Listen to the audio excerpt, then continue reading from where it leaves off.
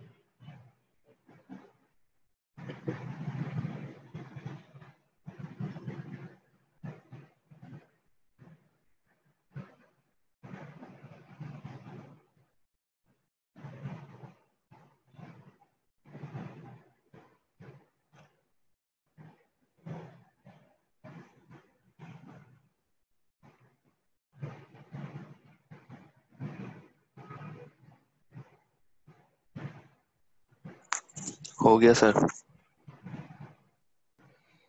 बाकी सबका हो गया?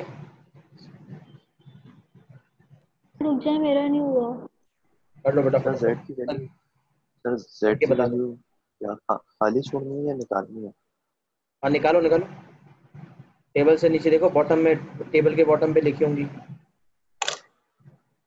कुछ स्पेशल वैल्यूज होती हैं, बॉटम पे भी है 0.995।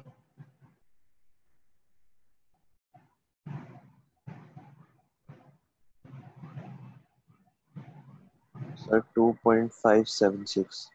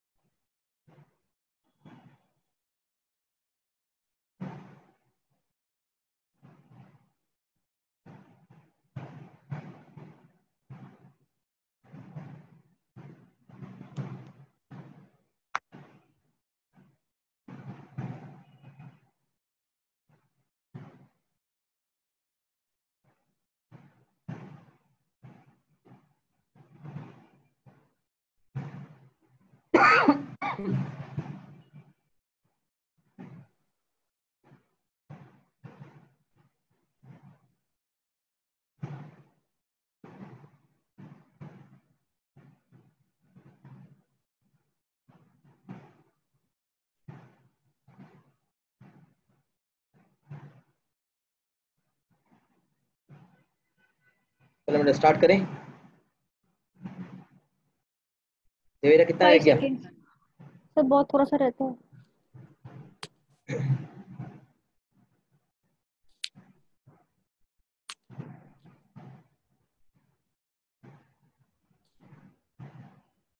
हो गया सर।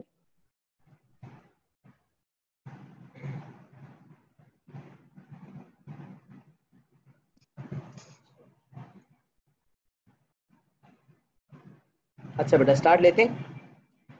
कॉन्फिडेंस इंटरवल का कॉन्सेप्ट समझना है, और अब तक जितनी हमने सैम्पलिंग एंड एस्टिमेशन में जो चीज़ सीखी है वो सारी नॉलेज हमारे साथ साथ चलेगी, क्योंकि कॉन्फिडेंस इंटरवल भी सैम्पलिंग एंड एस्टिमेशन वाले टॉपिक का ही पार्ट है, हमारे सिलेबस का चौथा टॉपिक, जिसमें सैम्पलिंग एंड एस्टिमेशन के टॉपिक के अंदर ही कॉन्फिडेंस इंटरवल का जिक्र है।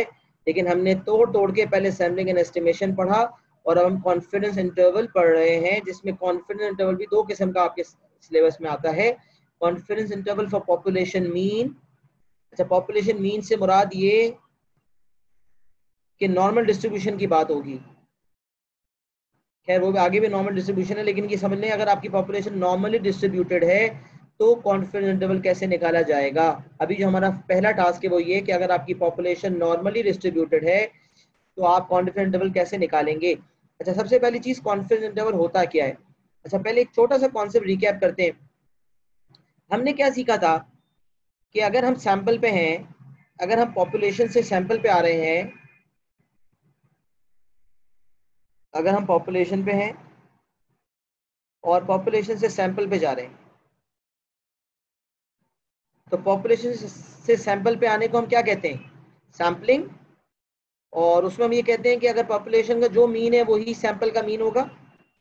जैसे पॉपुलेशन का मीन है और वेरिएंस है, तो सैंपल का मीन वही होगा, लेकिन वेरिएंस हो जाएगा वेरिएंस अपॉन एन।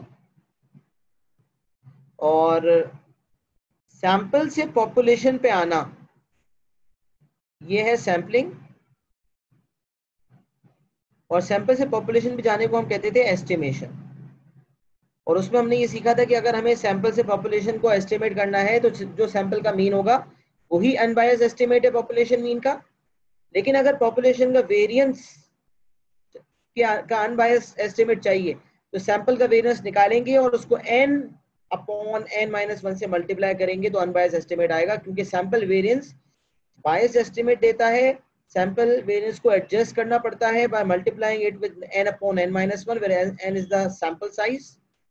तो फिर पॉपुलेशन का अनबायस्ड एस्टिमेट आ जाता है। अच्छा, अब सबसे पहला इंट्रोडक्शन कि for a randomly chosen sample it's mean is an unbiased estimate of the population mean. सबसे पहली चीज, ये जो सैंपल मीन है ये भी एक रैंडम वेरिएबल है। क्यों भाई इसे रैंडम वेरिएबल क्यों कह रहे हैं? क्योंकि रैंडम वेरिएबल किसी भी ऐसे वेरिएबल को कहा जाता है जो कोई भी वैल्यू रैंडमली ले ले।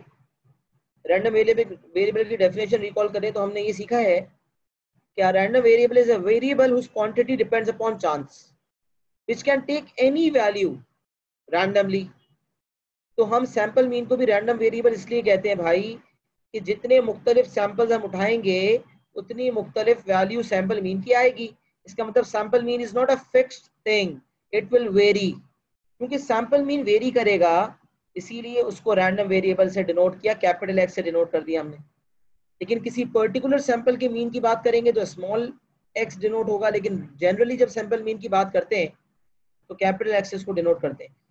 तो हमने ये सीखा हुआ है कि for a randomly chosen sample it's mean is an unbiased estimate of the population mean. कि भाई एस्टिमेशन करनी हो, पॉपुलेशन मीन निकालना हो, तो जो सैंपल मीन होगा वही अनबायस्ड एस्टिमेट होगा। लेकिन यहाँ एक बात नोट ये करनी है कि the value of sample mean will vary from sample to sample. अच्छा, अब किसी पर्टिकुलर सैंपल का जो मीन आता है उसे क्या कहते हैं? तो यहाँ पॉइंट एस्टिमेट की definition, the value of mean for a particular sample is known as point estimate. भाई हर सैंपल अलग सैंपल मीन देता है, लेकिन किसी एक पर्टिकुलर सैंपल की अगर बात करूं तो वो तो एक ही वैल्यू देगा ना सैंपल मीन की। तो ऐसी वैल्यू को पॉइंट एस्टिमेट कहा जाता है। अच्छा, सवाल ये पैदा होता है उसे पॉइंट एस्टिमेट क्यों कहते हैं? It is known as point estimate as it given लिखा हुआ है गलती से, as it gives an estimate in the form of a single value or point। इसे point estimate इसलिए कहा जाता है क्योंकि ये एक सिंगल वैल्यू की फॉर्म में आंसर देता है। अच्छा, अब क्या हमें ये बात का अंदाजा है कि हमारा जो एक्चुअल पॉपुलेशन मीन है वो सैंपल मीन से कितना करीब है? हम कहते तो हैं कि भाई अनबायस्ड एस्टिमेट है ये पॉपुलेशन मीन का, लेकिन क्या ये बात कंफर्म है कि जो सैंपल मीन की वैल्यू आई है वही एक्चुअल पॉपुलेशन की का मीन होगा? अगर हम ये सोचें कि क्या जो सैंपल मीन की वैल्यू आई है क्या वही एक्चुअल पॉपुलेशन का मीन था, हमने कहा नहीं भाई ऐसा तो नहीं है, एस्टिमेट के तौर पे उसे माना तो जा रहा है लेकिन पॉपुलेशन मीन तो अलग होगा। अच्छा, हर सैंपल अपनी वैल्यू दे रहा है, जो सैंपल आ रहा है उसको अपनी वैल्यू दे रहा है, तो हर सैंपल मीन जो है वो अनबायस्ड एस्टिमेट भी है। लेकिन सवाल ये पैदा होता है कि एक्चुअल पॉपुलेशन मीन आखिर है कहाँ? एक्चुअल पॉपुलेशन मीन है क्या? तो हम यहाँ यही कॉन्सेप्ट है, the value of sample mean will vary from sample to sample. As a result we have no idea how close to the actual population mean और a point estimate is likely to be। Point estimate किया है मैंने आगे cover किया कि एक particular sample जो value देता है सैंपल मीन की उसे पॉइंट एस्टिमेट कहते हैं। तो कोई point estimate actual population mean से कितना करीब होगा हमें नहीं पता, हमें कोई आइडिया नहीं है। हम तो बस एक अंधाधुंध बात कर रहे हैं कि जो सैंपल मीन है वो अनबायस्ड एस्टिमेट है पॉपुलेशन मीन का, लेकिन हमें ये बिल्कुल नहीं पता कि एक्चुअल पॉपुलेशन मीन जो है वो सैंपल मीन के कितने करीब है। तो यहाँ पर कूद पड़ा कॉन्फिडेंस इंटरवल। यहाँ कॉन्फिडेंस इंटरवल एक इंटरवल आया, एक वैल्यू नहीं आई, क्योंकि सैंपल मीन तो एक वैल्यू देता था और वो वैल्यू पता नहीं एक्चुअल पॉपुलेशन मीन के कितने करीब होती थी।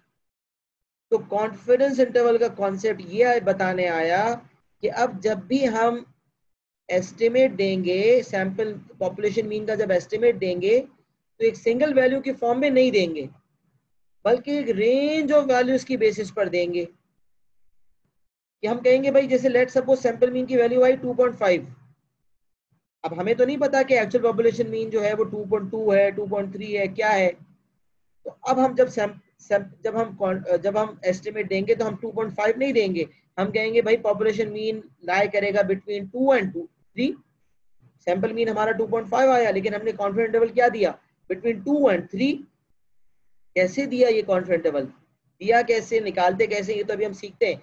लेकिन ऑब्जेक्टिव बता रहा हूँ कि एक सैंपल मीन जब एक वैल्यू देता है तो वो एक पॉइंट एस्टिमेट होता है, वो एक सिंगल एस्टिमेट होता है, लेकिन हम कुछ भी नहीं कह सकते कि एक्चुअल पॉपुलेशन मीन असल में कहाँ लाया करता है। तो इसीलिए हम एस्टिमेट को अगर सिंगल वैल्यू के फॉर्म में देंगे तो वो कम रिलायबल है, इतना रिलायबल नहीं है। तो उसे और रिलायबल बनाने के लिए हम जो है वो एक रेंज ऑफ वैल्यूज देंगे जिसके दरमियान पॉपुलेशन मीन लाया करेगा। हम 2.5 नहीं देंगे, हम कहेंगे 2 से लेकर 3 तक पॉपुलेशन मीन लाया कर सकता है। अच्छा, अब the purpose of confidence interval is to give an estimate in a form of a range। एक सिंगल वैल्यू के फॉर्म में नहीं देना एस्टिमेट, बल्कि प्रॉपर रेंज फॉर्म में देना है। A confidence interval for the population mean is a range of values which has a given probability of trapping a population mean। अच्छा, अब सवाल यहाँ पैदा होता है, ये कॉन्सेप्ट जरा बहुत इंपॉर्टेंट है, जरा समझिएगा कि जब हम एक कॉन्फिडेंस इंटरवल देते हैं, जैसे मैंने आपसे जिक्र किया कि लेट सपोज आपका सैंपल मीन 2.5 था और आपने कॉन्फिडेंस इंटरवल दिया 2 से लेकर 3 तक, तो आप दे तो रहे कॉन्फिडेंस इंटरवल 2 से लेकर 3 तक, लेकिन आपको कितना कॉन्फिडेंस है अपने कॉन्फिडेंस इंटरवल पर? आपको अपने कॉन्फिडेंस इंटरवल पे जो 2 से लेकर 3 तक है, कितना कॉन्फिडेंस है कि वो पॉपुलेशन मीन को ट्रैप करेगा? यहाँ क्या मतलब पॉपुलेशन मीन को ट्रैप करना? यहाँ जो टर्मिनोलॉजी यूज हुई है ट्रैपिंग द पॉपुलेशन मीन, इसका दरअसल मतलब क्या है? इसका मतलब ये है कि क्या चांसेस हैं कि आपका जो पॉपुलेशन मीन है वो 2 से लेकर 3 तक लाया करेगा। अगर आपका कॉन्फिडेंस इंटरवल लेट सपोज मैं आपसे कहता हूं कि आपका जो एस्टिमेट आया था सैंपल मीन का वो 2.5 आया था, अब ये तो सिंगल वैल्यू है, तो कम रिलायबल है। तो आपने कहा कि आपका जो कॉन्फिडेंस इंटरवल है दैट लाइज बिटवीन 2, कि आपका जो मीन है वो लाई करता है बिटवीन 2 एंड 3। तो आपने 2 से लेकर 3 तक आपने जो है वो रेंज दे दी। तो आप ये बताएं कि आपको कितना कॉन्फिडेंस है अपने कॉन्फिडेंस इंटरवल पे जो 2 से लेकर 3 तक है, मतलब क्या चांसेस है, आप क्या समझते हैं, आप क्या समझते हैं कि कितने चांसेस हैं कि एक्चुअल पॉपुलेशन मीन 2 से लेकर 3 तक लाई करेगा? तो अब जब भी कॉन्फिडेंस इंटरवल एग्जामिनर मांगता है तो वो परसेंटेज देता है, तो वो कहता है 95% कॉन्फिडेंस इंटरवल निकालो। तो जब वो कॉन्फिडेंस इंटरवल हम निकाल लेंगे, लेट सपोज 2 से 3 तक आया, तो हम कहेंगे भाई हमें 95% कॉन्फिडेंस है अपने इंटरवल पर। इसका मतलब है 95% चांसेस हैं कि हमारा एक्चुअल पॉपुलेशन मीन जो है वो इस कॉन्फिडेंस इंटरवल में लाया करेगा। तो बाकी 5% किस चीज के चांस हैं? अक्सर सवालात में ये कॉन्सेप्ट भी टेस्ट होता है कि बताओ क्या चांसेस हैं कि एक्चुअल पॉपुलेशन मीन जो है वो उस कॉन्फिडेंस इंटरवल में लाया नहीं करेगा। तो आप कहेंगे यार कॉन्फिडेंस इंटरवल जो 95% है, मतलब मैं 95% कॉन्फिडेंस रखता हूँ कि ये मेरा एक्चुअल पॉपुलेशन मीन इसके दरमियान लाया करेगा। इसका मतलब 5% चांसेस हैं कि कॉन्फिडेंस इंटरवल के दरमियान हमारा एक्चुअल पॉपुलेशन मीन लाया नहीं करेगा। तो एक्चुअल पॉपुलेशन मीन इसके दरमियान लाया करने के चांसेस अगर 95% हैं तो लाया ना करने के चांसेस हो जाएंगे 5%। ये कॉन्सेप्ट भारत सवालात में टेस्ट होता है, सवालात करेंगे तो हमें और क्लियर हो जाएगा। अब कॉन्फिडेंस इंटरवल 95% हो सकता है, 96%, 90%, 80%, 85%, वो वेरी करेगा। We can not determine with surety वो कितने परसेंट है। इससे फर्क क्या पड़ता है सर, ये कॉन्फिडेंस इंटरवल की परसेंटेज से क्या फर्क पड़ता है? तो भाई कॉन्फिडेंस लेवल में कमी और बढ़ाव होता है, ये तो हम कॉन्सेप्ट समझ गए, लेकिन हमें जब कैलकुलेशन करनी है तो क्या फर्क पड़ेगा? तो अभी कैलकुलेशन में सिखाई नहीं, मैं सिखा रहा हूँ थोड़ी देर में, अभी सिर्फ कॉन्सेप्ट बिल्डिंग कर रहा हूँ। तो अब तक हमने क्या सीखा, जरा 1 मिनट दोबारा देखें। कॉन्फिडेंस इंटरवल क्या चीज है? एक रेंज ऑफ वैल्यूज हैं जिसके दरमियान हमारा एक्चुअल पॉपुलेशन मीन लाई कर सकता है। तो एस्टिमेट अब सिंगल वैल्यू के फॉर्म में नहीं देंगे, बल्कि एक रेंज ऑफ वैल्यूज की फॉर्म में देंगे जिसके दरमियान हमारा सैंपल मीन लाई करेगा। और वो रेंज ऑफ वैल्यूज कैसे निकालते हैं ये अब हमारा टास्क है। अब यहाँ एक स्टेटमेंट जो मैंने लिखी है वो दोबारा पढ़ें। A confidence interval for the population mean is a range of values which has a given probability, या ये कह रहे given confidence, हमें क्या confidence है, तो मैंने कहा 99% confidence interval तो 99% confidence, confidence interval 85% है तो confidence 85% है। तो यहाँ given probability का यही मतलब है। मैं यहाँ कह सकता हूँ कि जो given probability का लफ्ज मैंने लिखा है इसका मतलब है confidence, how much confidence do I have, और कॉन्फिडेंस वही होगा जो कॉन्फिडेंस इंटरवल की परसेंटेज हमें एग्जामिनर ने दी है। तो confidence interval for the population mean is a range of values which has a given probability of trapping a population mean. अच्छा, अब सवाल यहाँ है बहुत important line, it is usually taken to be symmetrical about the sample mean. सवाल ये पैदा होता है सर ये कॉन्फिडेंस इंटरवल आप कह रहे हैं ये निकलता कैसे है? तो आप याद रखें इसको निकालने के लिए भी सबसे पहली चीज जो निकलती है वो सैंपल मीन। जब हम पॉपुलेशन मीन को एस्टिमेट करते थे तो हम कहते थे सैंपल मीन हमारा अनबायस्ड एस्टिमेट है, लेकिन वो सिंगल वैल्यू के फॉर्म में देते थे। अब जब कॉन्फिडेंस इंटरवल देंगे तो रेंज की फॉर्म में देंगे, लेकिन याद रखना क्या है कि वो रेंज भी सैंपल मीन की बेसिस पर ही निकलेगी। बुनियादी चीज यही है कि सबसे पहला कदम जो हम बढ़ाएंगे वो यही होगा कि सबसे पहले निकालेंगे सैंपल मीन, और सैंपल मीन के जरिए ही कॉन्फिडेंस इंटरवल निकलेगा। सैंपल मीन के जरिए कॉन्फिडेंस इंटरवल निकालना कैसे है?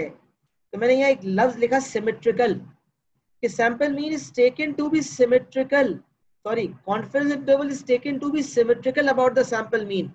इसका ये मतलब है कि सैंपल मीन होगा बीच में और अपर लिमिट होगी सैंपल मीन से आगे, लोअर लिमिट होगी सैंपल मीन से पीछे। यहाँ मैं एक बहुत बुनियादी बात कॉन्सेप्ट के साथ कवर करना चाहता हूँ क्योंकि सवालात बहुत कॉन्सेप्चुअल आते हैं। तो यहाँ एक बात जो कि आपको सही मानों में सवालात करने के बाद समझ आएगी, जो आप इस वक्त आप नोट कर सकते हैं कि भाई ये जो symmetrical about the population mean है इसका क्या मतलब है। इसका मतलब ये है कि सिमेट्रिकल है, इसका मतलब ये है कि लोअर लिमिट और अपर लिमिट के बिल्कुल बीचों बीच सैंपल मीन लाया करेगा, सैंपल मीन बिल्कुल बीचों बीच होगा।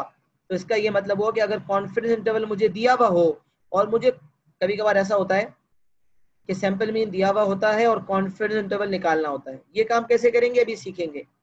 बाज़ औक़ात ये होता है कि कॉन्फिडेंस इंटरवल की लोअर लिमिट अपर लिमिट दी हुई होती है और मुझसे पूछा जाता है कि सैंपल मीन निकालो, तो मैं क्या करूंगा, याद रखें लोअर लिमिट अपर लिमिट के बिल्कुल बीचों बीच, सिमेट्रिकल का मतलब ही ये है लोअर और अपर के बिल्कुल बीचों बीच लाया करेगा सैंपल मीन।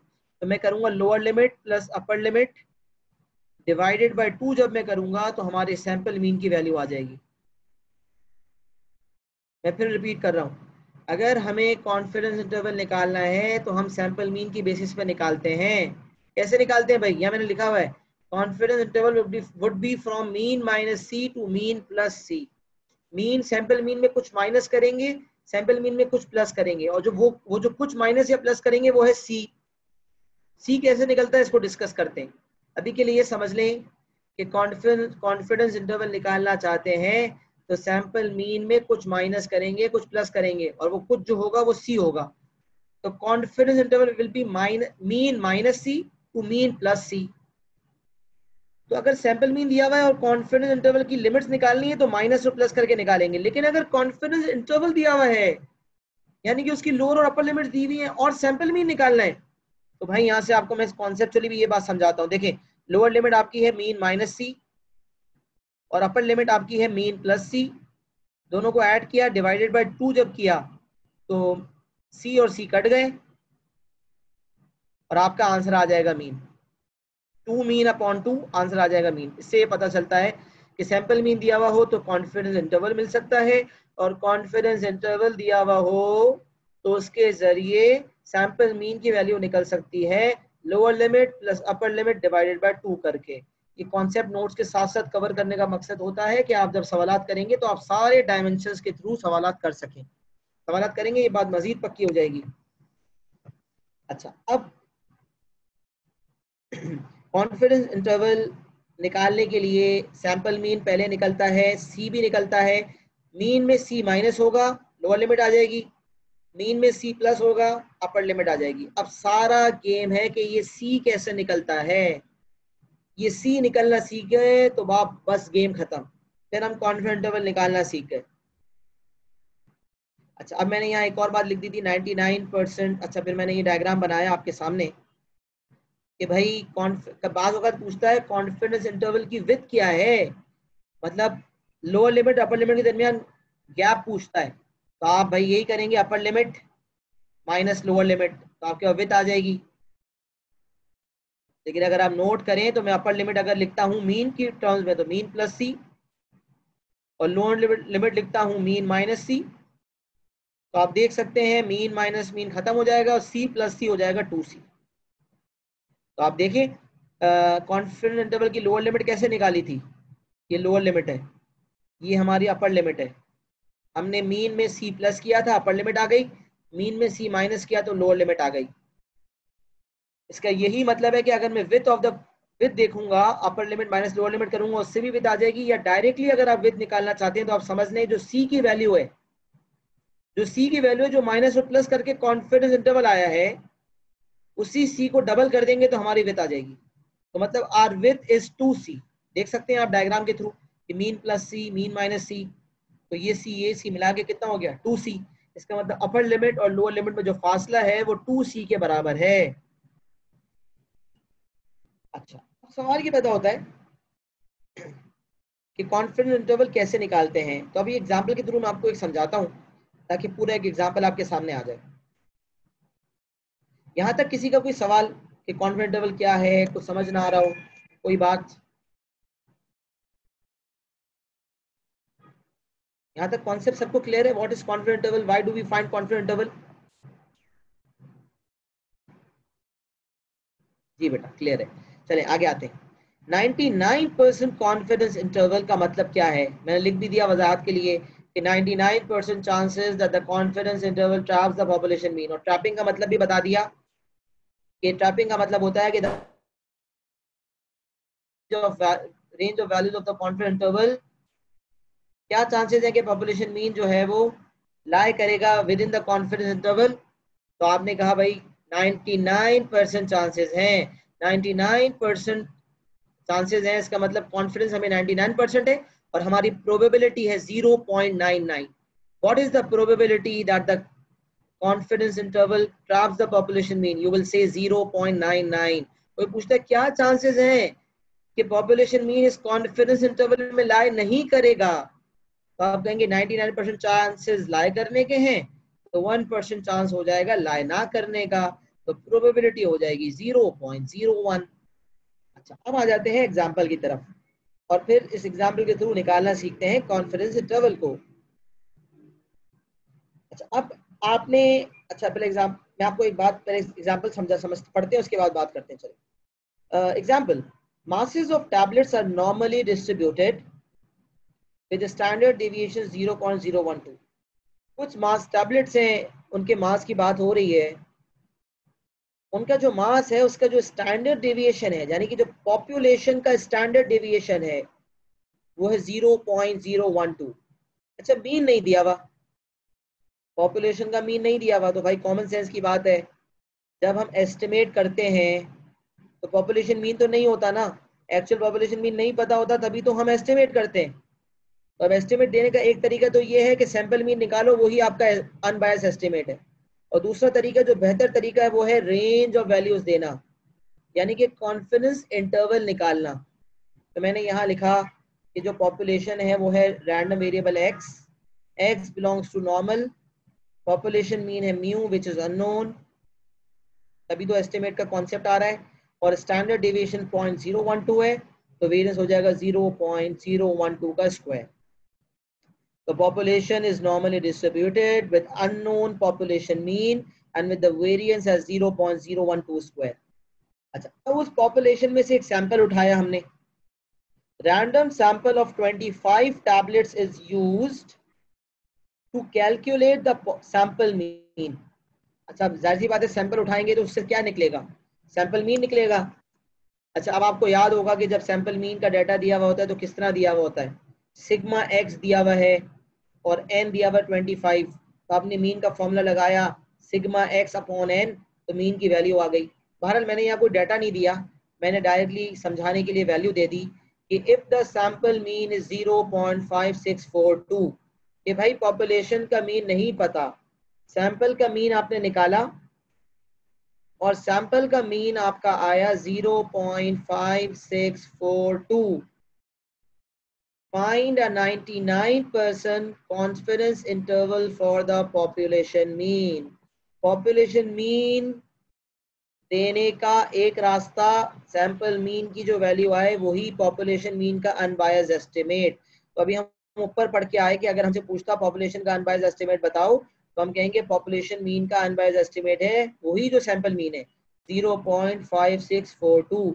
लेकिन अब सिंगल वैल्यू के फॉर्म में नहीं देना, बल्कि पूरा 99% कॉन्फिडेंस इंटरवल है, उसकी बेसिस पर पॉपुलेशन मीन का एस्टिमेट देना है। कैसे दें?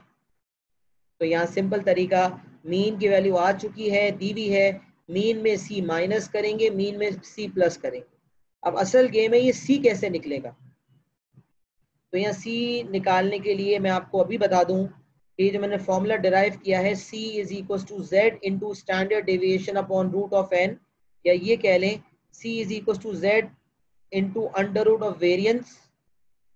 ये जो फॉर्मूला मैंने डिराइव किया है, ये डायरेक्ट फॉर्मूला आप अगर इस्तेमाल करेंगे तो आपको कोई मसला कभी भी नहीं होगा। डायरेक्टली आप ये फॉर्मूला यूज कर सकते हैं। इतनी लंबी डेरिवेशन जो मैंने लिखी है ये आपको याद रखने की जरूरत नहीं है। बहरहाल कॉन्सेप्ट जब तक क्लियर ना हो तो पढ़ाने में मजा नहीं आता, लिहाजा कॉन्सेप्ट बनाना बहुत जरूरी है। तो आइए कॉन्सेप्ट बनाते हैं। हमने जब नॉर्मल डिस्ट्रीब्यूशन पढ़ा तो नॉर्मल डिस्ट्रीब्यूशन में हमने दो किस्म के ग्राफ सीखे। यकीनन S1 की नॉलेज ने आपको दो किस्म के ग्राफ्स बनाना सिखाए होंगे। एक नज़र में उस पर बात करता हूँ। तो हमने ये बात की थी कि अगर हम S1 की नॉलेज पे बात करें तो दो किस्म के ग्राफ्स हमने सीखने थे। वो ये होता है भाई कि एक होता है ग्राफ मीन का, एक ग्राफ होता है एक्स का, रैंडम वेरिएबल एक्स का एक ग्राफ होता है। नॉर्मल डिस्ट्रीब्यूशन में एक्स जब रैंडम वेरिएबल है तो उस ग्राफ में हम ये सीखते हैं कि हमारे बीचों बीच आती है मीन, पॉपुलेशन मीन आता है बीचों बीच। और हाईएस्ट वैल्यू और लोएस्ट वैल्यू क्या होती है, खैर कभी निकाली होगी या नहीं। एक दो सवाल आए हुए स्केच के हवाले से। आई एम नॉट श्योर कि आपके टीचर्स ने आपको सिखाई या नहीं सिखाई, लेकिन मैं तो सिखाता हूँ। तो mean plus 3 times standard deviation हमारी हाईएस्ट वैल्यू होती है, और mean minus 3 times standard deviation हमारी लोएस्ट वैल्यू होती है। तो ये हमारा एक्स का ग्राफ बनता है। लेकिन जब नॉर्मल डिस्ट्रीब्यूशन के सवालात करते हैं तो 99% सवालात में जो ग्राफ हम इस्तेमाल करते हैं वो स्टैंडर्डाइज नॉर्मल डिस्ट्रीब्यूशन का ग्राफ होता है, जिसको हम Z से डिनोट करते हैं, जिसको हम पूरे S2 में इस्तेमाल भी करते हुए आए। तो उसमें हम यही सीखते हैं भाई कि हमारी जो Z की वैल्यू बीचों बीच आती है वो 0 होती है, और हाईएस्ट वैल्यू होती है 3, और मिनिमम वैल्यू होती है -3। ये दो किस्म के ग्राफ नॉर्मल डिस्ट्रीब्यूशन में हम देखते हैं, एक एक्स का जिसके बीच में मीन आता है, और एक जेड का जिसके बीच में 0 आता है। और 0 कैसे निकलता है, वो इसी तरह निकलता है। जेड का फॉर्मूला सीखा हमने, x minus mean upon standard deviation, और जब एक्स की वैल्यू मीन के बराबर है तो हम कहेंगे mean minus mean upon standard deviation, mean और मीन कट जाएगा, जेड की वैल्यू आ जाएगी 0।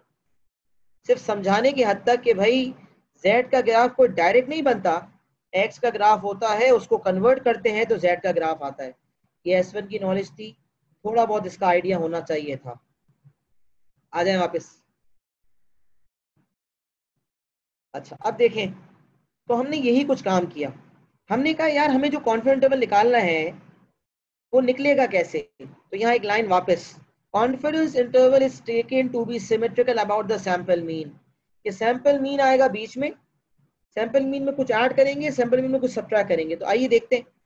मैंने ग्राफ पे लिखा, जैसे मैंने ऊपर लिखा था sample mean -c, sample mean +c, इसी को मैंने ग्राफ फॉर्म में कर दिया, बेल ग्राफ।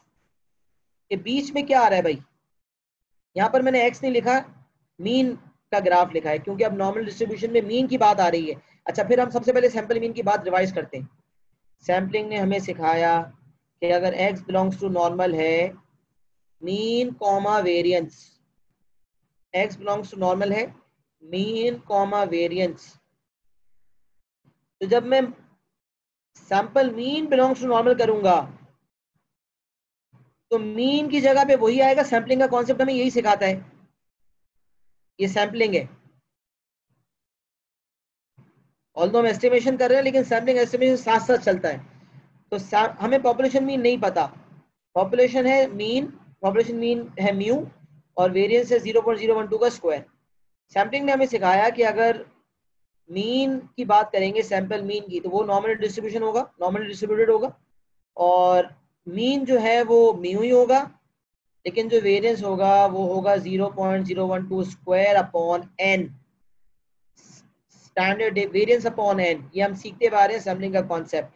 लिहाजा हमने कहा अभी तो हम सैंपल मीन की बात कर रहे हैं, तो सैंपल मीन का जो मीन है वो म्यू है, जो पॉपुलेशन मीन के बराबर है, और वेरिएंस है 0.012 का स्क्वायर अपॉन 25। अच्छा अब सुने, जब मैं ये नॉर्मल डिस्ट्रीब्यूशन के मीन का ग्राफ बना रहा हूं तो बीच में क्या आ रहा है? बीच में आ रहा है मीन। अच्छा अपर लिमिट क्या है भाई? Mean plus C. मीन में सी प्लस किया, जैसे कि ऊपर देख के आ रहे हैं। लोअर लिमिट क्या है भाई? मीन में माइनस सी किया। अच्छा अब समझिएगा बात को।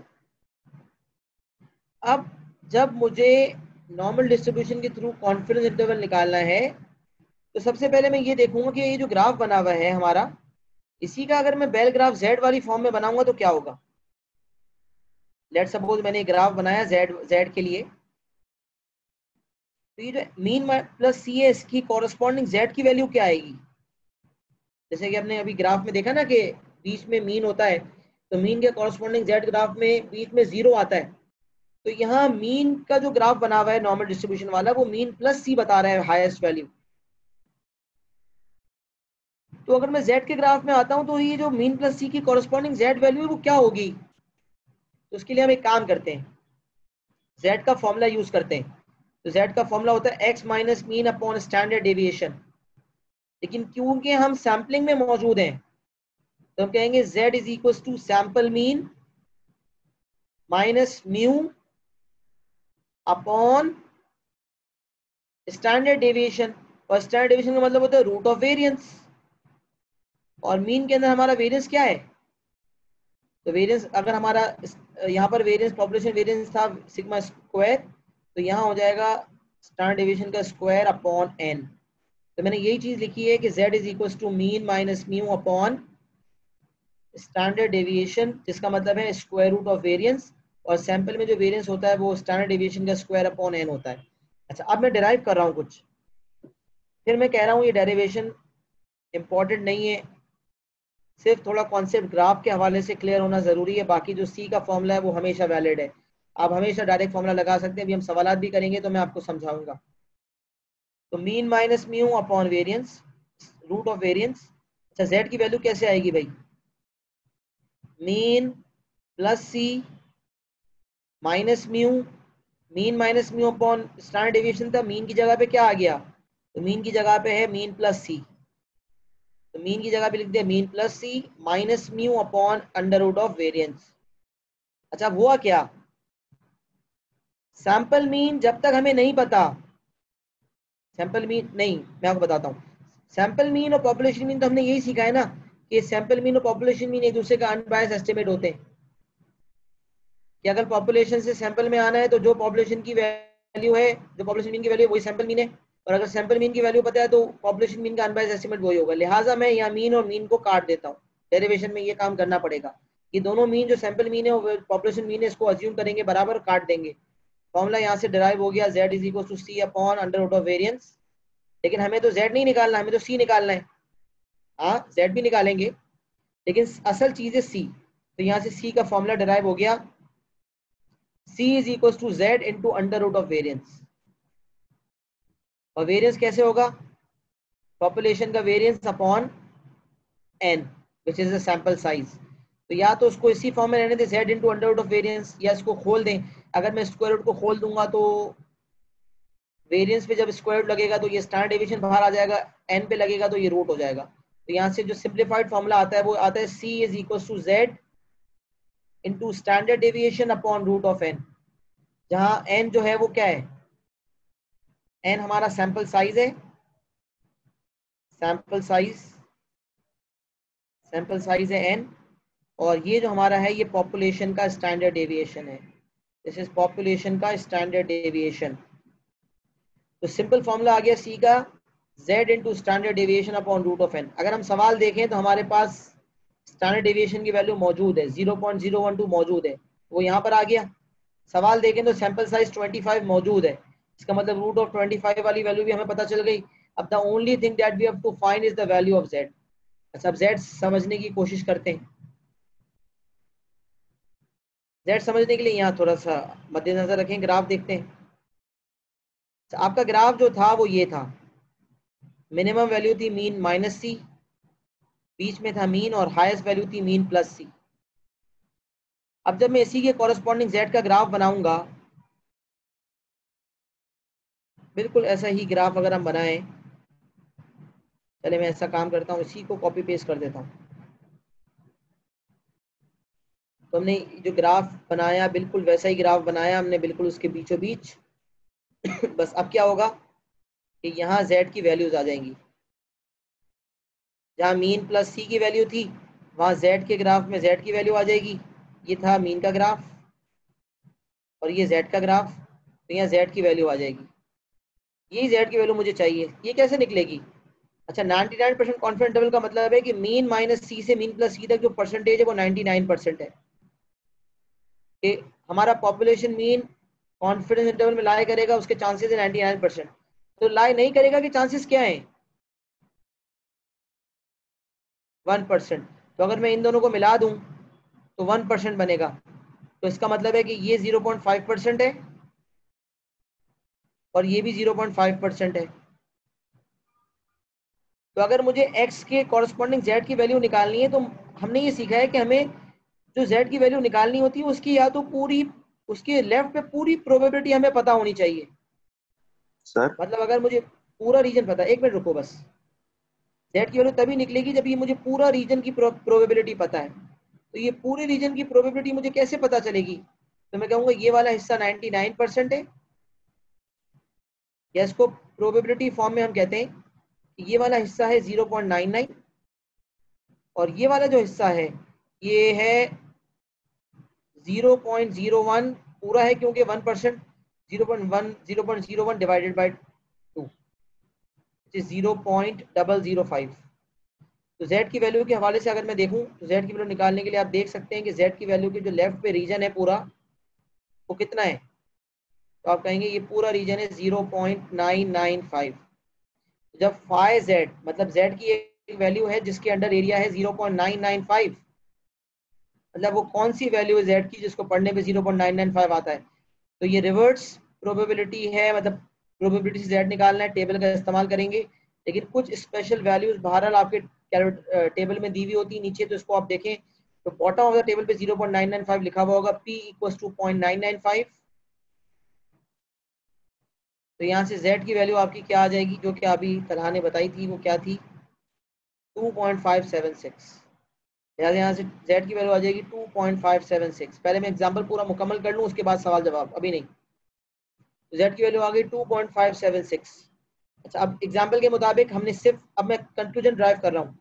जब हमें एग्जामिनर ने कहा कॉन्फिडेंस इंटरवल निकालो, तो मैंने कहा भाई कुछ नहीं करना, सैंपल मीन चाहिए। सैंपल मीन में c माइनस करेंगे तो लोअर लिमिट आ जाएगी, और अपर लिमिट निकालने के लिए सैंपल मीन में c को प्लस करेंगे। c निकालते हैं, तो c निकालने के लिए फॉर्मूला क्या है? z into standard deviation upon root of n। c निकालने के लिए फॉर्मूला, z की वैल्यू आ चुकी 2.576, स्टैंडर्ड डेविएशन कितना? 0.012, ये है रूट ऑफ n। n कितना भाई? 25, रूट ऑफ 25। यहाँ से जरा c की वैल्यू मुझे बताएं आप क्या आ रही है आपकी? 2.576 into 0.012 divided by root of 25, क्या आएगी c की वैल्यू?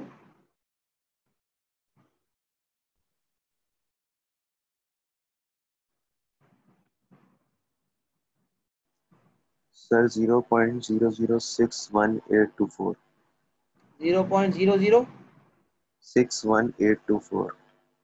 61824। अच्छा, अब ये आपकी सी की वैल्यू आ गई।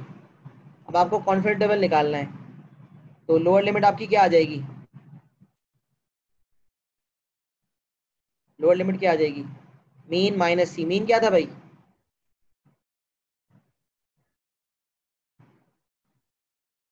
मीन जो हमारा आया था सैंपल का आया था 0.5642। 0.5642 प्लस 0.00 और एक हो जाएगा 0.56। यहाँ लोअर लिमिट में माइनस रखेंगे,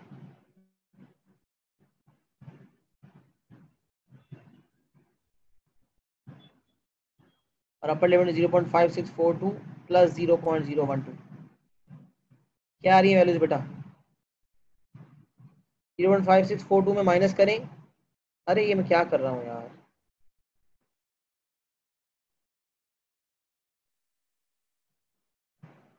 माइनस सी करना है। सी की वैल्यू आई थी 0.006184।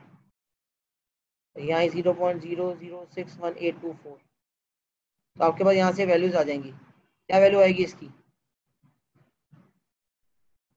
Mean minus C, mean plus सी।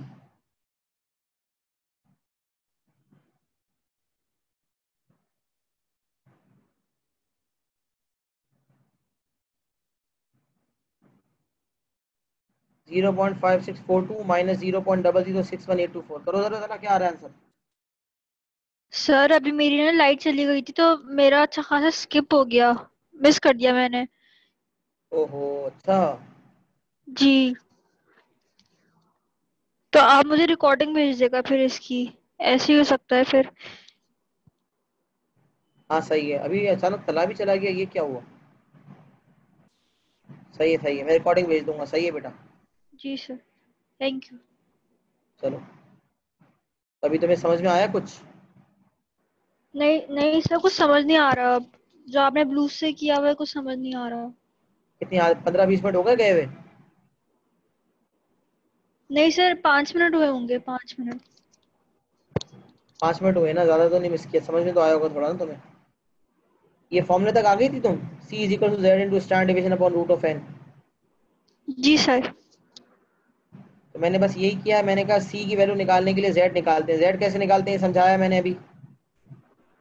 सर ये जेड समझ कैसे आया? निकलता है ये नहीं समझ में आया।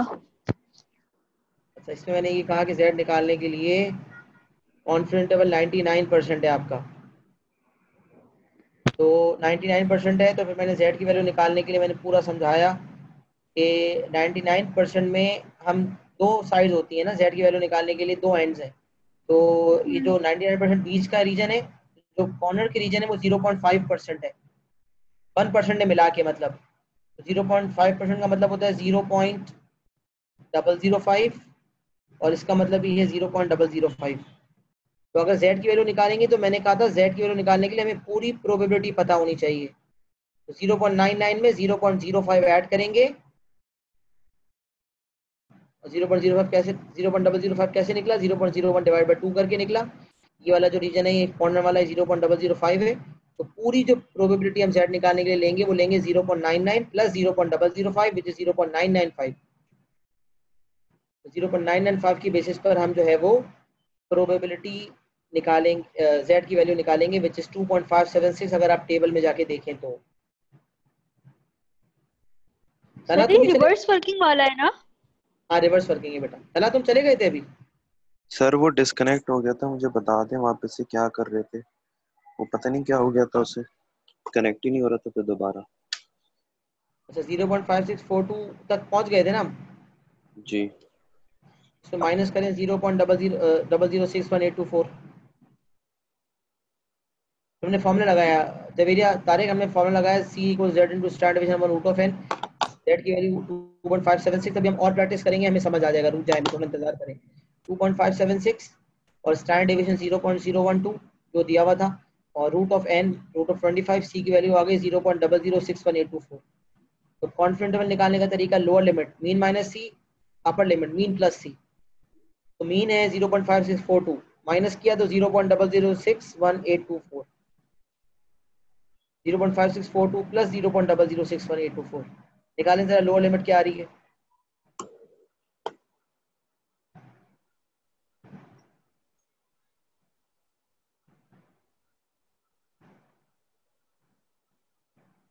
सर 2.5698। नहीं नहीं, ये नहीं आ सकता। 0.5642 माइनस 0.006184। एक सेकंड ना सर, ये z किस में से माइनस करना है हमें? z की वैल्यू में से माइनस नहीं करना? नहीं नहीं नहीं नहीं, 0 point mean minus C, mean plus C. Mean है 0.5642 जो अच्छा सवाल में अच्छा दिया हुआ अच्छा था। अच्छा अच्छा अच्छा अच्छा। तो mean zero minus point C, mean five plus C. Six four two हाँ सही है। तो फिर आ गया 0.5582। 0.55 802। बस 8802 ना। तुमने 3SF में 0.558 क्या दिया, और अपर लिमिट बताओ। और अपर लिमिट होगी 0.57038। सर कॉन्फिडेंस इंटरवल निकालने के लिए पहले सी की वैल्यू निकलेगी या जेड की? कॉन्फिडेंस निकालने में सी निकालना है, और सी निकालेंगे जेड निकलेगा। इसका मतलब पहले जेड निकलेगा फिर सी निकलेगा। अच्छा सर, z हमेशा सेम ही होगा? जैसे अगर फॉर हाँ, एग्जांपल 99% के लिए तो z 2.576 ही होगा हमेशा। हमेशा हमेशा हमेशा। ठीक अच्छा, है। यहाँ कुछ कॉपी करना चाहते हो? मैं मजीद समराइज कर देता हूँ एक दफा, ताकि दिमाग में बैठ जाए। कुछ थोड़ा कंफ्यूजिंग है ना, हाँ तो इसलिए सर, थोड़ा सा। इतना ज्यादा सर था आप कि स्टेप्स में मतलब बता दें सभी यार। सर। हाँ, क्या कह रहे हो बेटा? सर मैं कह रही हूँ उसको आप स्टेप्स में बता दें, जैसे स्टेप नंबर 1, तो स्टेप नंबर 1 हाँ में हाँ, मैं जी बता रहा निकाला। हूँ, अभी बता रहा हूँ। अभी मैं बता रहा हूँ, बिल्कुल बता रहा हूँ। अभी मैं स्टेप्स कर दूंगा। मैंने थोड़ा ज़्यादा कॉन्सेप्ट दे दिया है। अब मैं थोड़ा समराइज करता हूँ, रुक जाओ। हाँ, और थोड़ा सा मिक्स भी हो रहा है इसलिए कंफ्यूजन हो रही है। हाँ हाँ, मैं समझ गया आपस आपकी में बात, चीजें बिल्कुल मिक्स सही। हो रही है। मैं इसको समराइज करूंगा इंशाल्लाह। मुझे भी पता है ना, मैं समझाने के बाद अंदाजा हो रहा होता है कि क्या हो रहा है क्या नहीं हो रहा। इसको मैं फाइनल करूंगा इंशाल्लाह। कॉन्फिडेंट लेवल का एक ही एस्पेक्ट करेंगे, इसीलिए मैंने इसको दो कैटेगरी में ब्रेक किया था। तो एक ही एस्पेक्ट करेंगे आज इंशाल्लाह। सही, जबरदस्त।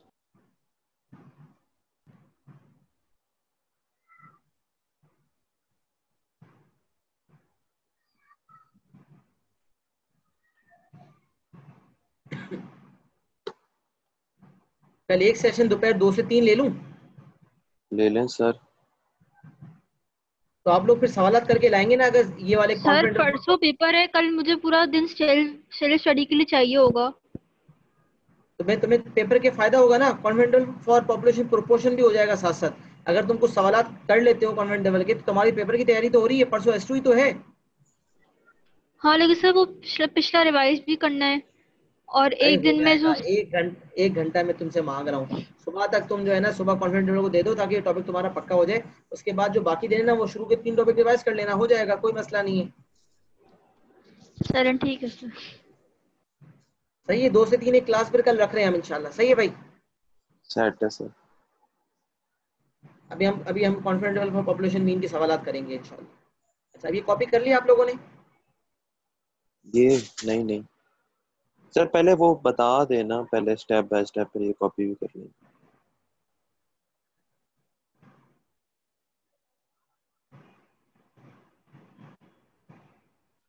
देखें सर, सुने जरा, समरी सुने। जब आपको कॉन्फिडेंट लेवल निकालना है, तो कॉन्फिडेंट लेवल निकालने के लिए सबसे पहली चीज जो निकलेगी ना, वो निकलेगी सैंपल मीन।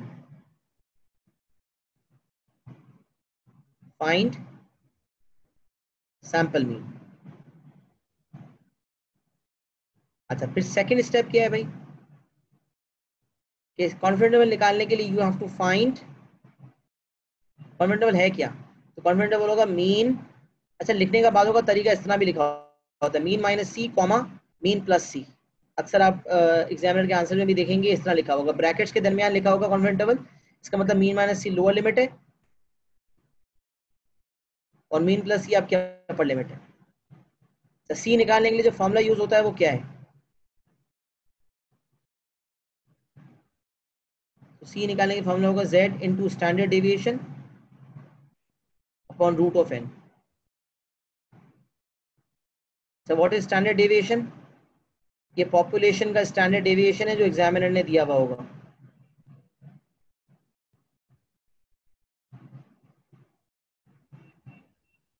और ये n क्या है भाई?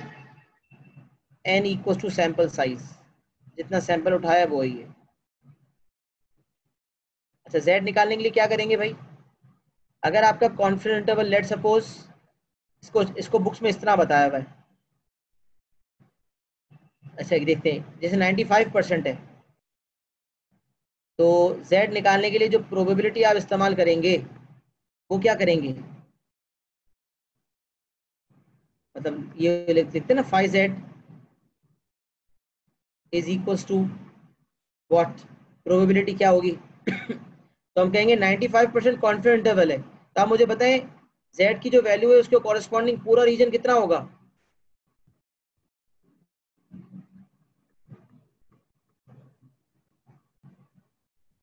नाइन्टी फाइव परसेंट है, तो मैं यहाँ सिंपल लफ्जों में बता रहा हूँ, 0.95 कॉन्फिडेंस इंटरवल की परसेंटेज है ये, प्लस ये जो दो रीजन है ना, जो कुल मिला के 5% है या 0.05 है, इसमें से एक हिस्सा 0.05 जो रिमेनिंग है वो, उसको डिवाइड बाय 2 कर दें, तो 0.95 में से प्लस कर दें 0.025,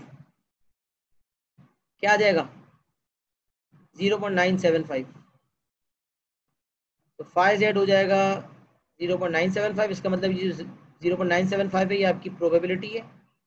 इसकी बेसिस पे टेबल के जरूर टेबल से आप z की वैल्यू निकाल सकते हैं।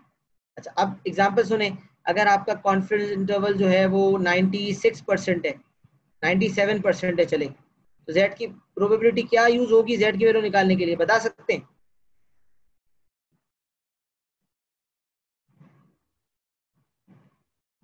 नाइन्टी सेवन परसेंट है, तो जो रिमेनिंग हिस्सा है वो कितना परसेंट होगा? 3%। जी सर, और 1.5 में डिवाइड हो गए। तो 98.5% बचा, तो 0.985, तो z की वैल्यू आ जाएगी। क्या निकला कंक्लूजन? कॉन्फिडेंस इंटरवल निकालना चाहते हैं, पहला स्टेप है सैंपल मीन निकालें। फिर सैंपल मीन निकालने के लिए, सैंपल मीन निकालने के बाद उसमें c और c माइनस कर दें, c प्लस कर दें, और c का फॉर्मूला क्या है? z into standard deviation upon root of n,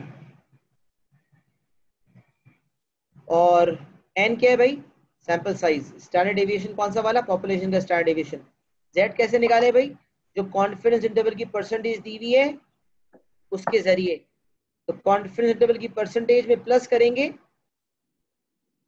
जो रिमेनिंग रीजन है उसको डिवाइड बाय 2 करके जो आएगा उसको प्लस करेंगे, जो प्रोबेबिलिटी आएगी उसके जरिए z की वैल्यू निकालेंगे।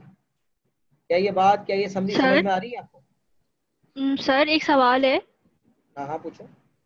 सर 95% का मतलब 5% होगा ना दोनों जगहों पे, तो 5% डिवाइड बाय 2, ईच जगह 5% डिवाइड बाय 2 होगी ना?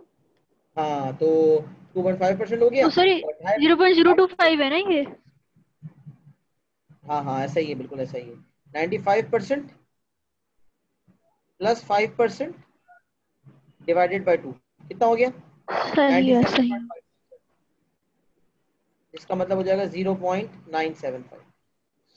ये सही, प्रोबेबिलिटी ठीक है। होगी। वो सर आपने 0.05 लिखा है, वो गलत वैल्यू है। वो 0.025 आ रहा है, 5% का अपॉन नहीं टू, नहीं, 5%। 0.05 डिवाइड बाय 2 किया है मैंने, देखो जी मैंने कहा तो 0.05 सर डिवाइड बाय 2, जो 0.025 ही बनेगा। सही है, सही है, ठीक है, सही सही है, समझ गई।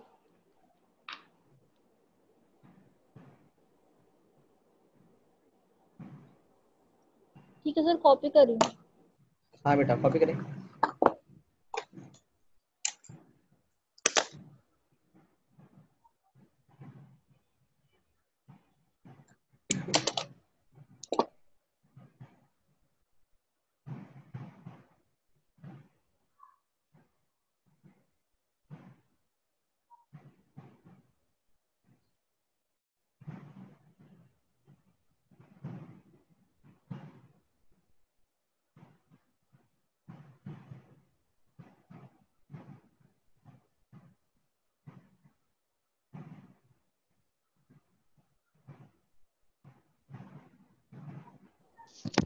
सर ये 0.97 के बाद आपने ब्रैकेट में पी लिखा है। हाँ कि ये प्रोबेबिलिटी है। ठीक है, और सर z रिवर्स वर्किंग से निकलेगा ना? बिल्कुल सही, ऐसे ही z रिवर्स वर्किंग में निकलेगा। सही है।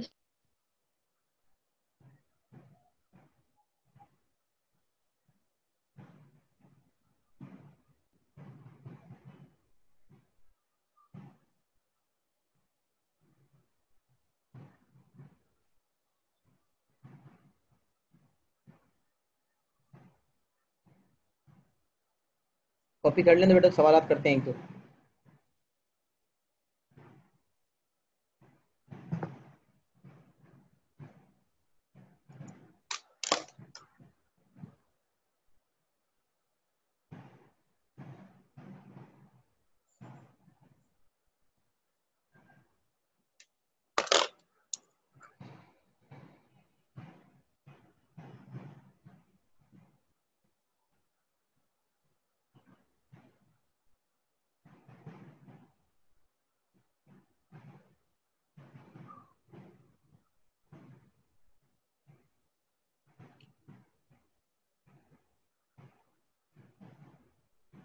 हाँ बेटा, आ जाए सवाल पे, हो गया कॉपी?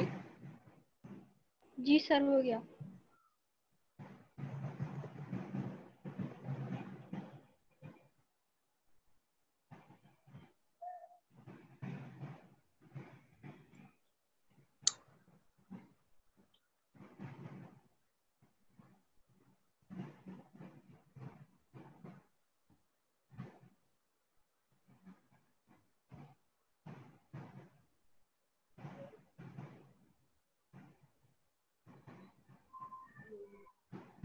इसके 25 सवाल आते हैं।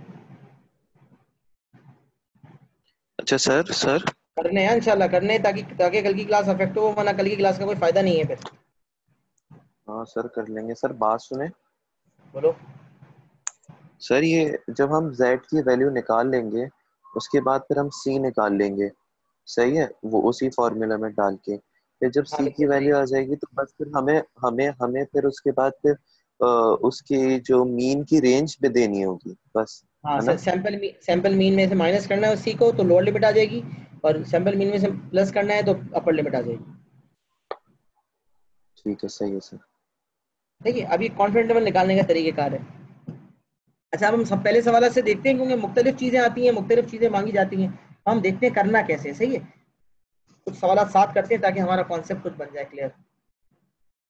चलें पहले सवाल से स्टार्ट लेते हैं, आ जाएं पहले सवाल की तरफ।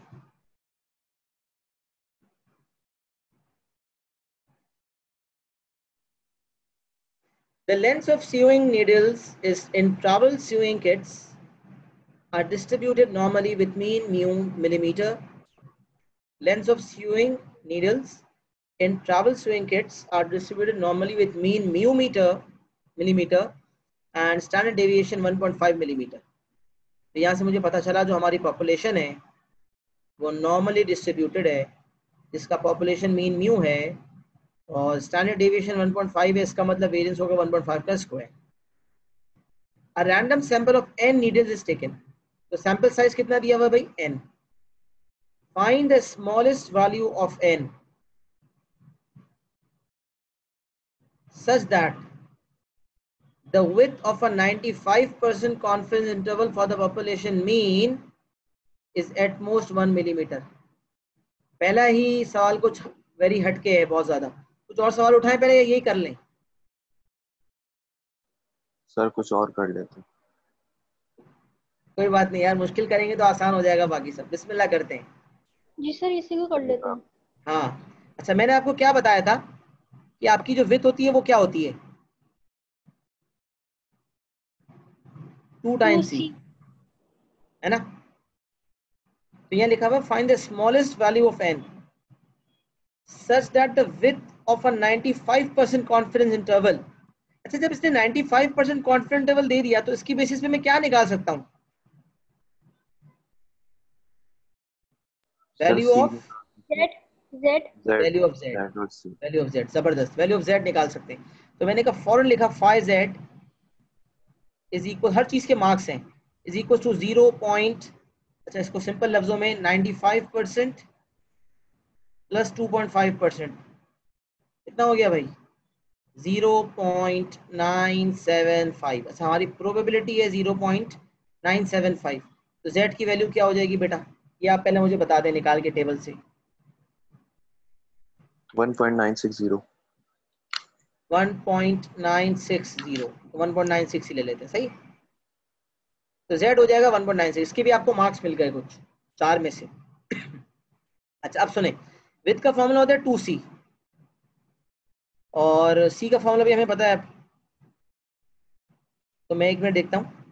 कह रहा है such that the width of a 95% confidence interval for the population mean is at most 1। तो मैं कह रहा हूँ विथ इज एट मोस्ट 1। तो एट मोस्ट का क्या मतलब होता है? ज्यादा से ज्यादा एक ही है, उससे तो कम ही W होगी। इज, हाँ W is not equal to 2c लिखेंगे। W इक्वल टू 2c नहीं लिखेंगे, बल्कि क्या लिखेंगे, less than equal to 2c। ऐसा ही है, with is at most 1, with is 2c कहता ना, विथ इज 1 कहता ना, तो मैं कहता विथ इज इक्वल टू 1। वो कह रहा है विथ इज एट मोस्ट 1, मैं कह रहा हूँ width is lesser than equal to 1 millimetre. Agree करते हैं? ये बात समझ आ रही है? नहीं सर, क्या फिर हुआ? बताएं। वो कह रहा है such that the width of a 95% confidence interval, width होती है 2c। वो कह रहा है जो विड्थ है ये एट मोस्ट 1 है। तो इसका हाँ मतलब विड्थ या तो 1 है या उससे कम है। Sir, 1 millimetre. हाँ हाँ, 1 मिलीमीटर। तो 1 थोड़ी हुआ सर, वो 2c तो पता नहीं क्या होगा। Width is less than equal to 1 millimetre, मतलब विड्थ जो है वो 1 मिलीमीटर है या उससे कम है, सही है। हाँ ये सही है, सही। तो इसका मतलब 2c is less than equal to 1 millimetre. 1 millimetre unit तो हटा दो ना आप। 2c is less than equal to 1, ठीक है, ठीक है। c is less than equal to half. सही है c का फॉर्मूला बताएं। z जी। Z into into standard standard deviation, deviation over √n। जबरदस्त, is less than equal to half. सही है। अच्छा, अब z की जगह पे, Z की वैल्यू z की डालेंगे वैल्यू और स्टैंडर्ड तो आपने डेविएशन पहले की निकाल जगह ली वो है, डालेंगे। 1.96। स्टैंडर्ड डेविएशन क्या है? स्टैंडर्ड डेविएशन है 1.5। रूट ऑफ n नहीं पता, hmm, less than equal to half. निकाल लें n की value. n is greater than equal to something होगा, देखें क्या आ रहा है। एक सेकेंड।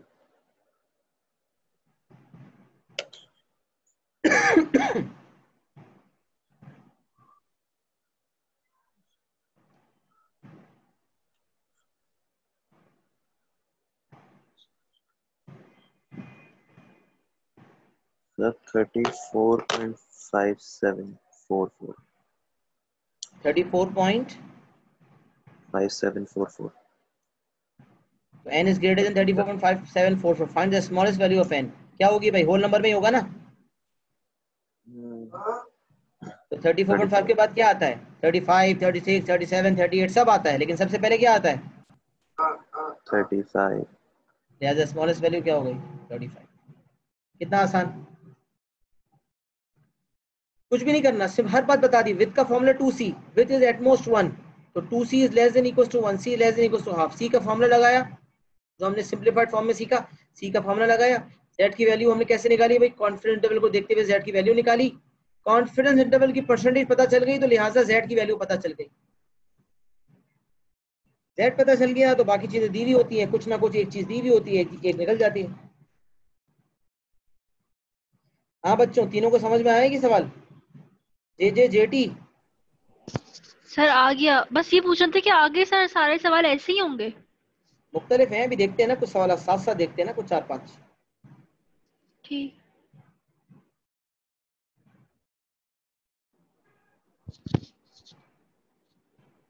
जे खामोश हो, समझ में आ रहा है?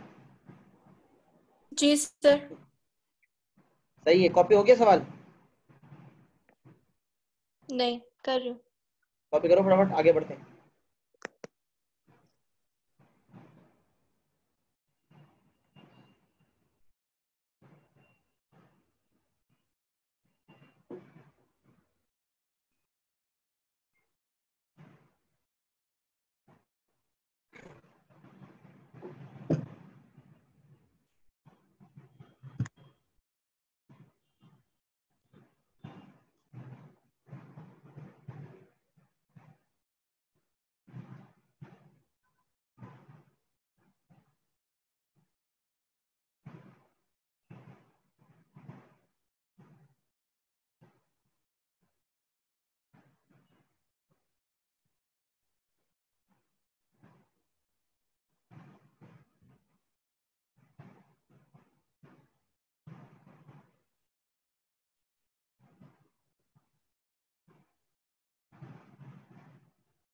सही है, कॉपी हो गया, आगे बढ़ रहा हूँ। हो गया सर कॉपी। सबका हो गया ना?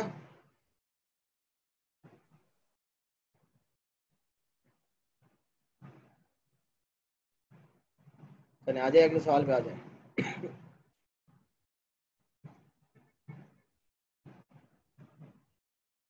अब सैम्पलिंग एंड एस्टिमेशन की नॉलेज साथ साथ चलेगी, कुछ पार्ट्स में सैम्पलिंग एस्टिमेशन होगा, कुछ पार्ट्स में कॉन्फिडेंस लेवल होगा। सही है, तो बाकी चीजें सब साथ साथ चलती रहेंगी, वही कॉन्सेप्ट जो पीछे पढ़ के आए वो लगेंगे साथ साथ।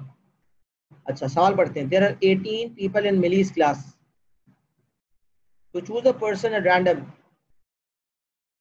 She numbers the people in the class from 1 to 18 and presses the random number button on a calculator to obtain a 3-digit decimal. Millie then multiplies the first digit in this decimal by 2 and chooses the person corresponding to this new number. Decimals in which the first digit is 0 are ignored. Decimals in which the first digit is 0 are ignored. क्योंकि 0 अगर first digit है 0, उसको 2 से multiply करते हैं तो ignore कर देंगे। सही है। Give a reason why this is not a satisfactory method of choosing a person. क्यों भाई? आंसर देखे बगैर अगर आप सोचें तो क्या सोचेंगे? क्यों नहीं है random sample? Oh sorry, satisfactory method क्यों नहीं है? क्योंकि every item in the population has equal chance of selection वाली जो बात है वो फुलफिल नहीं हो रही। अब देखें, अगर पहला डिजिट 1 आता है, सोचा करें थोड़ा सा, एग्जाम में बैठे क्या करें? कह रहा है फर्स्ट डिजिट को 2 से मल्टीप्लाई करना है। मैंने कहा चलिए ट्राई करते हैं। अगर पहला डिजिट 1 था तो क्या आएगा? 2 1 2।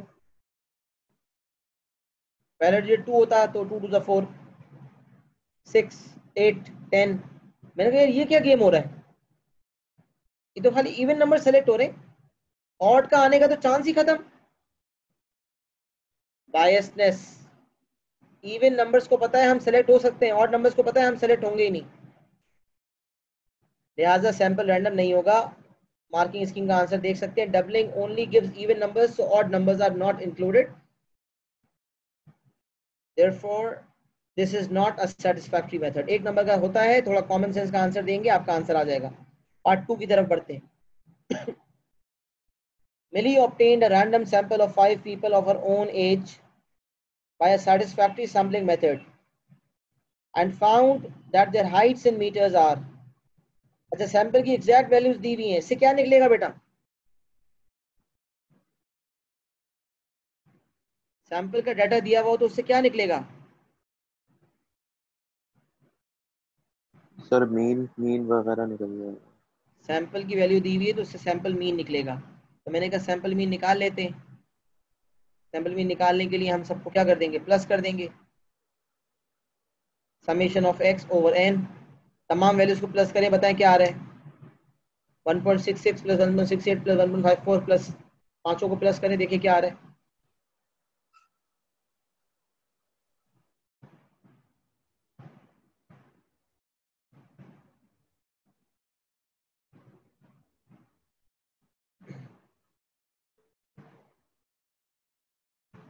Sigma x upon n। तमाम सैंपल की वैल्यूज को प्लस करो जरा तरह जल्दी फटाफट। 8.1 sir, 8.1। 8.1 1 upon n। Sample size है 5।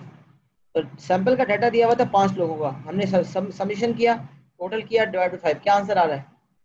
1.62। 1.62। ये आ गई सैंपल मीन की value. The heights are known to be normally distributed with variance 0.0052। Find a 98% confidence interval for the mean height of people of Millie's age। Confidence interval निकालने का तरीका क्या है बच्चों? सर मीन वो z की value निकालें। माइनस सी, अच्छा हाँ सही सही। मीन मीन प्लस सी। Plus C. मीन तो आ चुका, सी निकालने की जस्तुजू, सी निकालते हैं। क्या formula? z into standard deviation upon root of n। Yes, z into under root of variance. दोनों बातें मैंने बताई। अच्छा, अब ये सी z की वैल्यू कैसे आएगी भाई? तो z की वैल्यू निकालने के लिए क्या करेंगे? फाई जेड, कॉन्फिडेंस इंटरवल कितना है भाई? 98%। क्या आएगी वैल्यू? प्रोबेबिलिटी क्या होगी?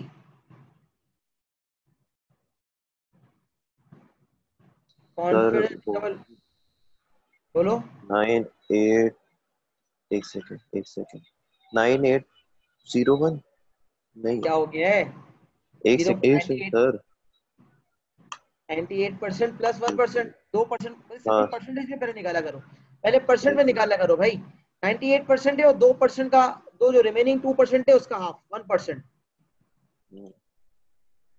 98% प्लस 2% का हाफ 1%, 99% हो गया। हम्म 0.99 ये प्रोबेबिलिटी है। लेट क्या आ जाएगा? स्पेशल वैल्यू है, नीचे देखो।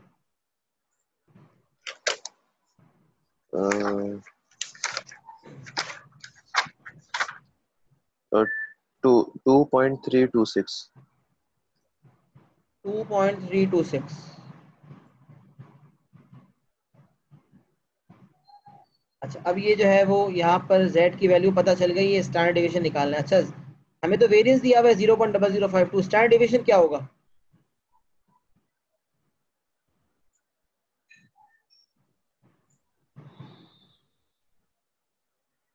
ठीक है, एक और सर फॉर्मूला वो लिखवाए थे ना।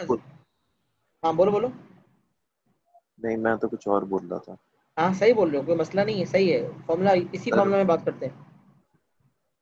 हाँ अगर वेरिएंस 0.0052 तो स्टैंडर्ड डेविएशन क्या होगा? सर इसी का रूट हो जाएगा। हाँ, अंडर रूट ऑफ 0.0052। अगर एक फॉर्मूला हमने याद कर ही लिया, उसको हमेशा अप्लाई करने के लिए, z स्टैंडर्ड डेविएशन पॉपुलेशन का स्टैंडर्ड डेविएशन, वेरिएंस है 0.0052, तो standard deviation root of 0.0052 upon under root of n which is 25। तो ऊपर भी रूट है नीचे भी रूट है, इसका मतलब रूट के अंदर ही दोनों चीजें आ रही हैं।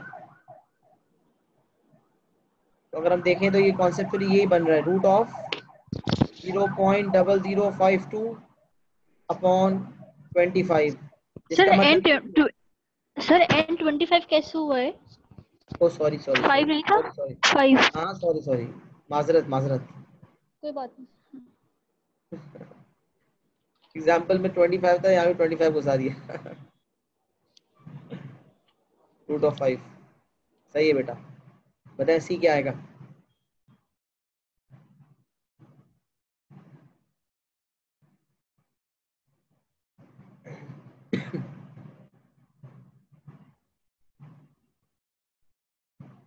सी की वैल्यू बताएं। 0.0750। 0.075। अच्छा, 5 ज्यादा ज्यादा ज्यादा ज्यादा एक्यूरेसी बताएं थोड़ी, 3 SF से ज्यादा, 5 SF बताएं ताकि 0. प्लस। हाँ, जीरो पॉइंट जीरो अच्छा, सेवन फाइव 0.07501124609 ऐसा है। बस बस सही है, बहुत है इतना 5 SF। 0.07501 बस सही है। ये आगे सी की वैल्यू आ गई। अब कॉन्फिडेंस लेवल क्या हो जाएगा आपका? सर हाँ बेटा, मीन है 1.62, 1.62 माइनस सी, 1.62 प्लस सी, करके बताएं जरा क्या आंसर आ रहा है आपका? सर सी की वैल्यू पक्का यही आ रही है? पता नहीं तुमने क्या अच्छा निकाली। हाँ हाँ, एक सेकेंड, हाँ सही सही है सर। ठीक है, यही आ रही है, 5, पता नहीं वो 2 नहीं लगाया। अच्छा, 1.62 में माइनस करें 0.07501।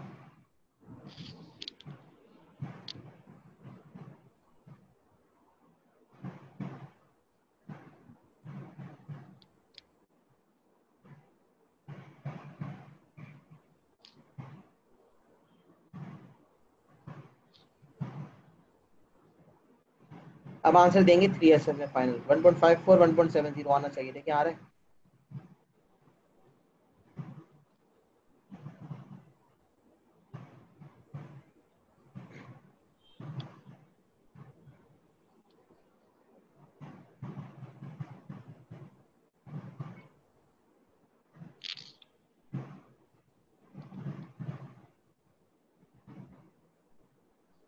सर जी बेटा। सर ये लोअर लिमिट 1.54 आ रही है और अपर लिमिट आ रही है 1.70। वेरी गुड, यही आंसर है आपका। 3SF में बताया मैंने। 3SF में बताना होता है, फाइनल आंसर 3SF में बताना होता है। ठीक है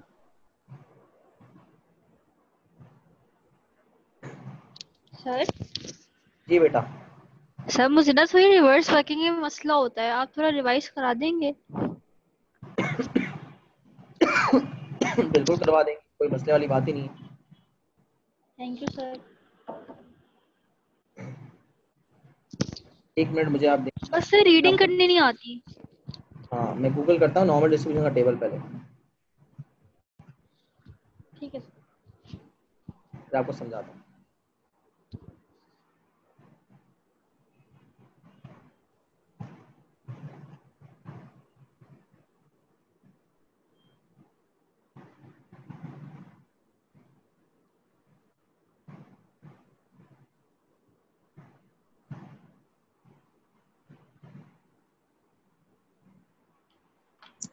सही है सर, हो गया कॉपी।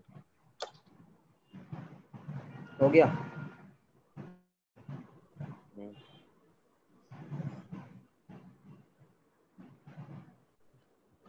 अगले सवाल की तरफ आ जाओ।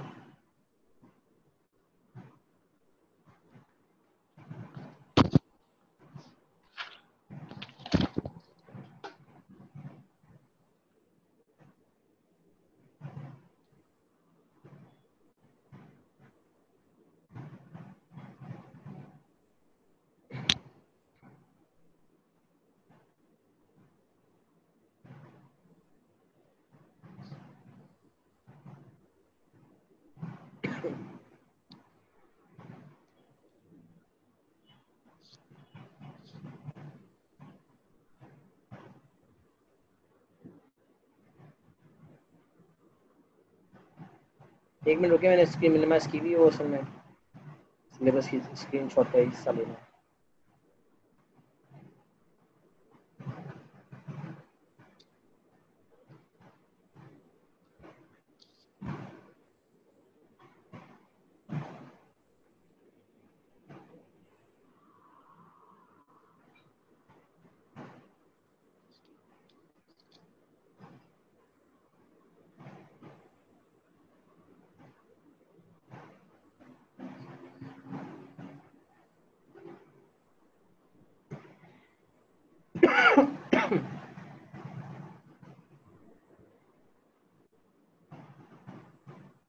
अच्छा बेटा, लेट सपोज हमें क्या निकालना है, अभी हमें क्या निकालना था, प्रोबेबिलिटी हमारी है 0.99। सर वो तो जेड की आसान वैल्यू थी। निकालें। नहीं, अगर हम ऊपर से निकालें, नीचे से नहीं, ऊपर से निकालें। ठीक है। नीचे से आसान है ना, हम्म। ऊपर से तो आसान नहीं है। 2.23 तरीका 2.326। सुने, हमेशा होता ये कि 0.99 अगर चाहिए ना प्रोबेबिलिटी आपको, तो 0.99 से पहले आए। 0.99 से पहले जो प्रोबेबिलिटी आपको नजर आती है वो क्या नजर आती है टेबल में?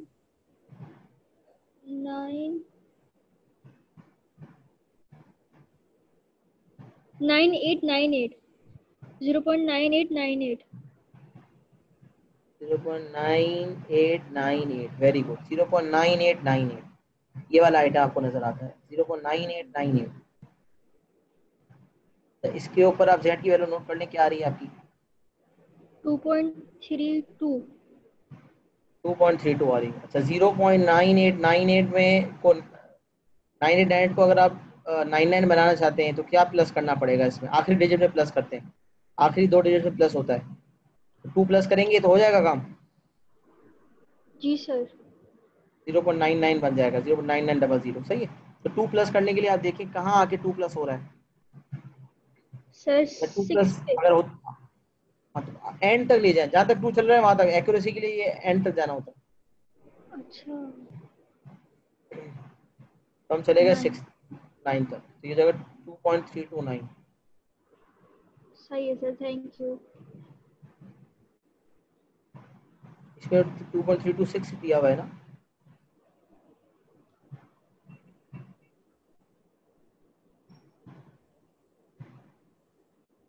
To point three two nine होना चाहिए वैसे अगर हम खुद पढ़ते तो। भारत उससे 2.326 दिया हुआ तो हम वही ले लेते हैं, वैसे तो एंड तक जाते हैं एक्यूरेसी के लिए।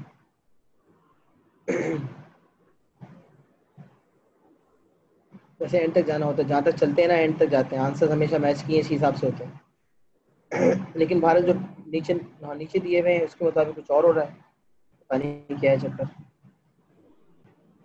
सबसे पहले तो ये भारत देखा करें स्पेशल वैल्यूज क्या हैं, जो स्पेशल वैल्यूज नीचे दी होती है उसी की बेसिस पे पहले आंसर देते हैं। ठीक है और कोई अगर हो सर मसला तो कभी पूछ लेना, मसला नहीं है। हाँ बेटा। ठीक है sir, thank you. Sir sir एक बात बताएं, जब हम मीन का वो ले लेते हैं, जैसे हम लोगों ने उनके पैरामीटर ले लिए कितने में स्प्रेड है, तो उससे ज्यादा फिर कोई और किसी और चीज का मास हो सकता है? मैं समझा नहीं तुम्हारा सवाल, फिर पूछूं। सर पार्ट टू की बात कर रहा हूँ, इसी क्वेश्चन की पार्ट टू। क्वेश्चन 3 का पार्ट 2 चलें पढ़ते हैं ना पूरा सवाल। The masses of sweets produced by a machine are normally distributed with mean mu and standard deviation 1. Random sample of 65 sweets produced by the machine has a mean mass of 29.6. Mean दिया हुआ है हमें 29.6 और हमें निकालना है confidence interval 99%। हमारी जो प्रोबेबिलिटी है वो क्या हो जाएगी 0.995, 99.5%, 99% plus 1% upon 2, 99.5% which is 0.995 और z क्या आया था इसको तला 2.326 नहीं सर कुछ और जेड आया था 2.576। 2.576 सही है, z आ गया यहाँ से और मुझे c निकालना होगा। अब c is equals to 2.576 multiplied by standard deviation which is 1 upon under root of 65। तो यहाँ से c की वैल्यू आ जाएगी, क्या आएगी तला वैल्यू? तो सी की वैल्यू आएगी 0.3195। 0.3195 और फिर आप जो है वो मीन में ये प्लस भी कर देंगे, मीन में आप माइनस भी कर देंगे। सर तो मीन आगे आ जाएगा। Minus C mean plus C, तो आपके पास जो आंसर है वो आ जाएगा। सही, पार्ट 2 पे आ जाते हैं।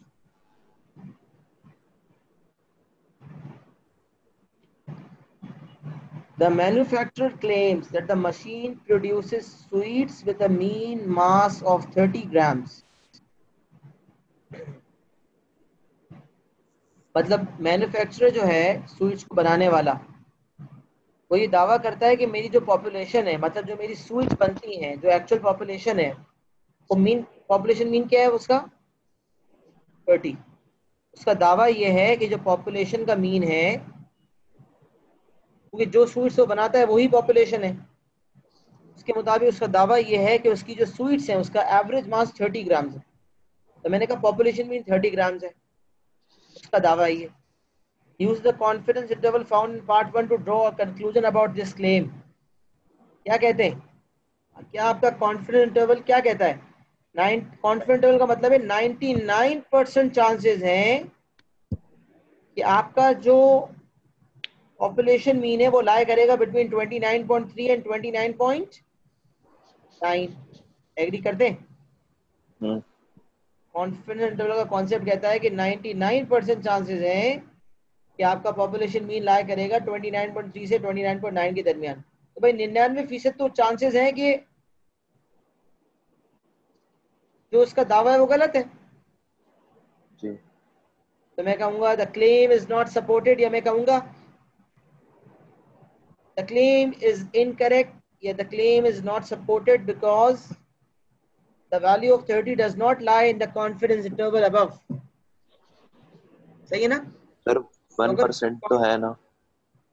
1% तो है, लेकिन हम जो कॉन्फिडेंस इंटरवल निकालते हैं जिसपे हमें कॉन्फिडेंस होता है, हमें तो अपने 99% पे कॉन्फिडेंस है ना बेटा। ऐसे तो फिर हमेशा कोई भी उठा के वो मुंह उठा के गएगा 35 है 40 है, मान लेंगे क्या? हमारी वर्किंग क्या कहती है भाई? हाँ सर सही है। हमारी हमारी लेकिन वर्किंग सर कैसी है? फुली सपोर्ट तो नहीं कर रही ना, मतलब फिर भी 1% चांस तो है नहीं ना। नहीं, लेकिन हम इसकी बेसिस पे नहीं देते ना, हम देखते हैं बस जो वैल्यू कॉन्फिडेंट, अगर कॉन्फिडेंट में लाई कर रही है तो क्लेम सपोर्टेड है और वो मैन्युफैक्चरर का दावा सही है, लेकिन अगर वो उस इंटरवल में लाई नहीं करी तो हम उसके दावे को रिजेक्ट कर देंगे। यही तरीके कार फॉलो करना है, सही है? अच्छा सर बात सुने, अगर हाँ हाँ। हमारा जो है वो कॉन्फिडेंस लेवल समझ लें फॉर एग्जांपल 75 या 85% है, फिर क्या होता?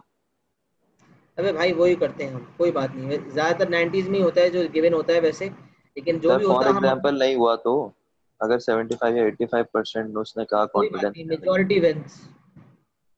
अच्छा, मतलब 1% की भी मेजोरिटी में। हाँ, हमें अपने कॉन्फिडेंट इंटरवल को देखना है, क्योंकि उसने कहा है ना use the confident interval found in part 1। क्या मकसद है अपने कॉन्फिडेंट इंटरवल को दिखवाने का, बताओ ना आप मुझे। हाँ सही है। अच्छा, part 3, another random sample of 65 sweets produced by the machine is taken. This sample gives a 99% confidence interval that leads to a different conclusion from that found in part 2. क्यों हुआ ऐसा बताएं? Assuming that the value of mean has not changed. अच्छा, mu मतलब population mean. हाँ, population mean अभी भी वही है, मतलब मैन्युफैक्चरर का दावा है कि 30 है, पॉपुलेशन मीन अपनी जगह पे जो भी था वही है। Explain how this can be possible. ऐसा क्यों हो रहा है कि नया सैंपल लेने पर? सर उसकी स्टैंडर्ड डेविएशन डिफरेंट होगी ना शायद। नहीं नहीं, स्टैंडर्ड डेविएशन सेम ही होगी भाई। भाई मैं कहूँगा नया सैंपल लूंगा, सैंपल मीन चेंज हो जाएगा, क्योंकि सैंपल मीन तो एक रैंडम वेरिएबल है ना। हम्म, मैंने क्या कॉन्सेप्ट सिखाया था कि हर सैंपल मुख्तलिफ है। न्यू सैंपल, ये आपका पार्ट 3 है। New sample will give new mean, क्योंकि मीन भी रैंडम वेरिएबल है। जब न्यू मीन तो न्यू कॉन्फिडेंस इंटरवल या different confidence interval, different mean, new नहीं लिखे, डिफरेंट लिख दें। जब डिफरेंट सैंपल लेंगे तो डिफरेंट मीन आएगा, और जब डिफरेंट मीन आएगा तो कॉन्फिडेंस इंटरवल भी डिफरेंट होगा, क्योंकि सैंपल मीन एक रैंडम वेरिएबल है, सैंपल मीन भी एक वेरिएबल है। और इसी तरह क्योंकि कॉन्फिडेंस इंटरवल बेस करता है सैंपल मीन पे, तो जब सैंपल, अच्छा रैंडम वेरिएबल है सैंपल मीन, रैंडम वेरिएबल तो मैं कैपिटल में लिखता हूँ, कैपिटल मीन माइनस सी, कैपिटल मीन प्लस सी। बुक्स में आपकी ये भी लिखा हुआ है, क्योंकि सैंपल मीन आपका कैपिटल में इसलिए लिखा हुआ है क्योंकि वो रैंडम वेरिएबल है। सैंपल मीन बदलेगा तो कॉन्फिडेंस इंटरवल बदलेगा भाई, क्योंकि सैंपल मीन की बेसिस पर ही तो कॉन्फिडेंस इंटरवल आता है। तो ऐसा कैसे हुआ कि भाई पुराना कॉन्फिडेंस इंटरवल सपोर्ट नहीं कर रहा था क्लेम को, और अब जो है वो सपोर्ट कर रहा है क्लेम को, या कंक्लूजन डिफरेंट हो गया? क्यों भाई? क्योंकि सैंपल मीन बदलेगा, क्योंकि जब सैंपल बदलेगा तो डिफरेंट हो जाएगा मीन, जब सैंपल मीन डिफरेंट हो जाएगा तो कॉन्फिडेंस इंटरवल डिफरेंट हो जाएगा, जब कॉन्फिडेंस इंटरवल डिफरेंट हो जाएगा तो अब जो है वो उसका कंक्लूजन भी डिफरेंट हो जाएगा। हाँ भाई, समझ आ गई बात? और सर उसने ये थोड़ा एग्जामिनर, सा, सर ये इसमें थोड़ा सा प्रॉब्लम आ रहा यार मेरी बात सुनो, तुम्हारा सैंपल मीन 29.6 है या नहीं है?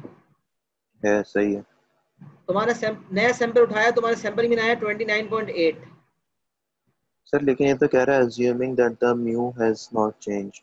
कौन सा म्यू? ये तो पॉपुलेशन मीन की बात कर रहा है ना, म्यू तो पॉपुलेशन मीन है। देखो ये मीन तो पॉपुलेशन का है ना, the masses of sweets produced by machine are normally distributed with mean mu. इसी पॉपुलेशन मीन का तो कॉन्फिडेंस इंटरवल निकाल रहे हैं on the basis of sample mean. तो सर जो पॉपुलेशन मीन जो है वो भी रैंडम, वो भी सैंपल का मीन होगा ना? देखो पॉपुलेशन मीन सैंपल का मीन होता है, लेकिन अभी हम कॉन्फिडेंस इंटरवल में मौजूद है, तो पॉपुलेशन मीन जब दे रहे होते हैं ना हम, तो हम एक वैल्यू के फॉर्म में नहीं दे रहे होते, पॉइंट एस्टिमेट नहीं दे रहे हम। सिंगल वैल्यू तो पॉइंट एस्टिमेट होता है, मैंने बताया था ना ऊपर। तो अब हम सिर्फ पॉपुलेशन मीन की वैल्यू नहीं दे रहे, बल्कि पॉपुलेशन मीन किस रेंज में लाया करता है वो दे रहे हैं। तो पॉपुलेशन मीन एक्चुअल जो है वो तो अपनी जगह है, मुझे नहीं पता उसकी वैल्यू, वो म्यू है। पॉपुलेशन मीन म्यू है, मुझे नहीं पता उसकी वैल्यू क्या है, लेकिन जो मुझे पता है वो ये कि 99% चांस है कि जो मेरा कॉन्फिडेंस इंटरवल आया उसमें वो पॉपुलेशन मीन लाया करता होगा। मैन्युफैक्चरर ने दावा किया कि जो पॉपुलेशन मीन है, यानी कि जो म्यू की वैल्यू है वो 30 है, ये मैन्युफैक्चरर का दावा है, असल वैल्यू म्यू की पता नहीं है। दावा कहता है कि म्यू की वैल्यू 30 है, दावा पॉपुलेशन मीन की वैल्यू है 30, तो ये पॉपुलेशन मीन है, इसका मतलब ये कह रहा है, दावा ये है कि भाई मेरा जो म्यू है वो 30 है। हमने कहा भाई ऐसे कैसे 30 है, हम देखते हैं अपनी वर्किंग करते। तो हमने जब कॉन्फिडेंस इंटरवल निकाला तो हमारा आंसर आया 29.3 से 29.9 तक। तो हमारी वर्किंग के मुताबिक 30 उस रेंज के दरमियान लाई नहीं करता, इसका मतलब हमारा जो कॉन्फिडेंस इंटरवल है वो सही है और वो उसका जो दावा है वो गलत है, क्योंकि उसका दावा सपोर्ट ही नहीं हो रहा हमारी वर्किंग पे। अच्छा, नया सैंपल उठाया, सब कुछ सेम रहेगा, क्योंकि अभी भी उसने क्या लिखा हुआ, this sample gives a 99% confidence interval. अभी भी कॉन्फिडेंस इंटरवल 99% है। इसका क्या मतलब होगा पता है? सुने, इसका मतलब होगा प्रोबेबिलिटी अभी भी 0.995 लेंगे, Z की वैल्यू अभी भी 2.576 आएगी, सब कुछ वही आएगा। तो फिर ये कॉन्फिडेंस इंटरवल कैसे बदलेगा? C की वैल्यू वही आएगी, याद रखिए C की वैल्यू सेम रहेगी। ये बात कहीं लिखना चाहते हैं लिख भी लें, डिफरेंट कॉन्फिडेंस इंटरवल आएगा but C value of C will remain same. नहीं, मतलब डिफरेंट कॉन्फिडेंस इंटरवल का मतलब क्या है? परसेंटेज अगर सेम होगी ना, मैं यहाँ लिखता हूँ 1 मिनट, अगर हमारी कॉन्फिडेंस इंटरवल की परसेंटेज सेम है तो जो वैल्यू ऑफ C है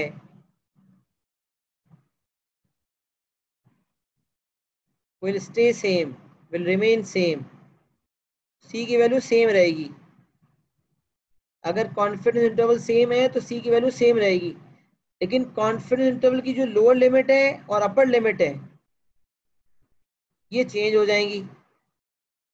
ये चेंज क्यों होंगी? क्योंकि ये इनका फॉर्मूला होता है मीन माइनस C और मीन प्लस C।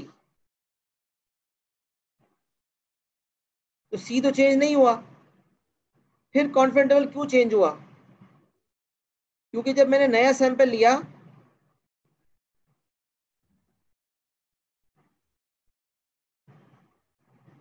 तो न्यू मीन आया, नया सैंपल तो न्यू मीन। तो जब मीन की वैल्यू, असल चीज क्या है, confidence interval is taken to be symmetrical about the sample mean. Sample mean में कुछ माइनस और प्लस करते हैं। उसने क्या लिखा हुआ है? वाज़ेह तौर पे लिखा हुआ है, वाज़ेह तौर पे लिखा हुआ है कि कॉन्फिडेंस इंटरवल सेम है, 99% है, इसका मतलब Z की वैल्यू सेम, C की वैल्यू सेम। लेकिन क्या लिखा हुआ है यहाँ पर? Another random sample. क्या मतलब होता है अनदर रैंडम सैंपल? इसका मतलब होता है कि mean, sample mean will change, क्योंकि sample mean is a random variable, it depends upon sample to sample, it varies from sample to sample। Explanation में टॉप पे देखें क्या लिखवाया है, the value of sample mean will vary from sample to sample, as a result we have no idea how close to the actual population mean or estimate point estimate is likely to be। तो अभी हमने ये बात वाज़ेह की थी कि नया random sample आएगा सब सेम रहेगा। अच्छा, परसेंटेज बदलेगी ना तो C की वैल्यू भी बदल जाएगी, क्योंकि Z की वैल्यू बदल जाएगी तो C बदल जाएगा, तो मामला ही अलग है। इसीलिए इसने लिखा हुआ है this sample gives a 99% confidence interval. अभी भी कॉन्फिडेंस इंटरवल 99% ही है, फिर भी एक डिफरेंट कॉन्फिडेंस इंटरवल सामने आता है और कंक्लूजन डिफरेंट होता है। क्यों भाई? क्योंकि नया सैंपल मतलब नया सैंपल मीन। अब जब सैंपल मीन में -C + C करेंगे तो जो पॉपुलेशन मीन का कॉन्फिडेंस इंटरवल आ रहा है वो डिफरेंट आएगा। पॉपुलेशन मीन म्यू अलग चीज है, सैंपल मीन अलग चीज है। देखिए आप लोग मिक्स कर रहे हैं। हमने जब एस्टिमेशन सीखा तो मैंने ये कहा था कि अगर पॉपुलेशन मीन को एस्टिमेट करना चाहते हैं तो जो सैंपल मीन होगा वही पॉपुलेशन मीन होगा, लेकिन असल में ऐसा नहीं होता। जो सैंपल मीन होता है वही पॉपुलेशन मीन होता है, ऐसा नहीं है। अनबायस्ड एस्टिमेट करने की सूरत हाल तक तो हम ये काम करते थे, लेकिन अब हम कॉन्सेप्ट यही समझ रहे हैं कि पॉपुलेशन मीन एक्चुअल जो है वो सैंपल मीन से मुख्तलिफ होता है। लिहाजा सैंपल मीन की बेसिस पे पूरा इंटरवल देना है जिस इंटरवल में पॉपुलेशन मीन लाई करेगा।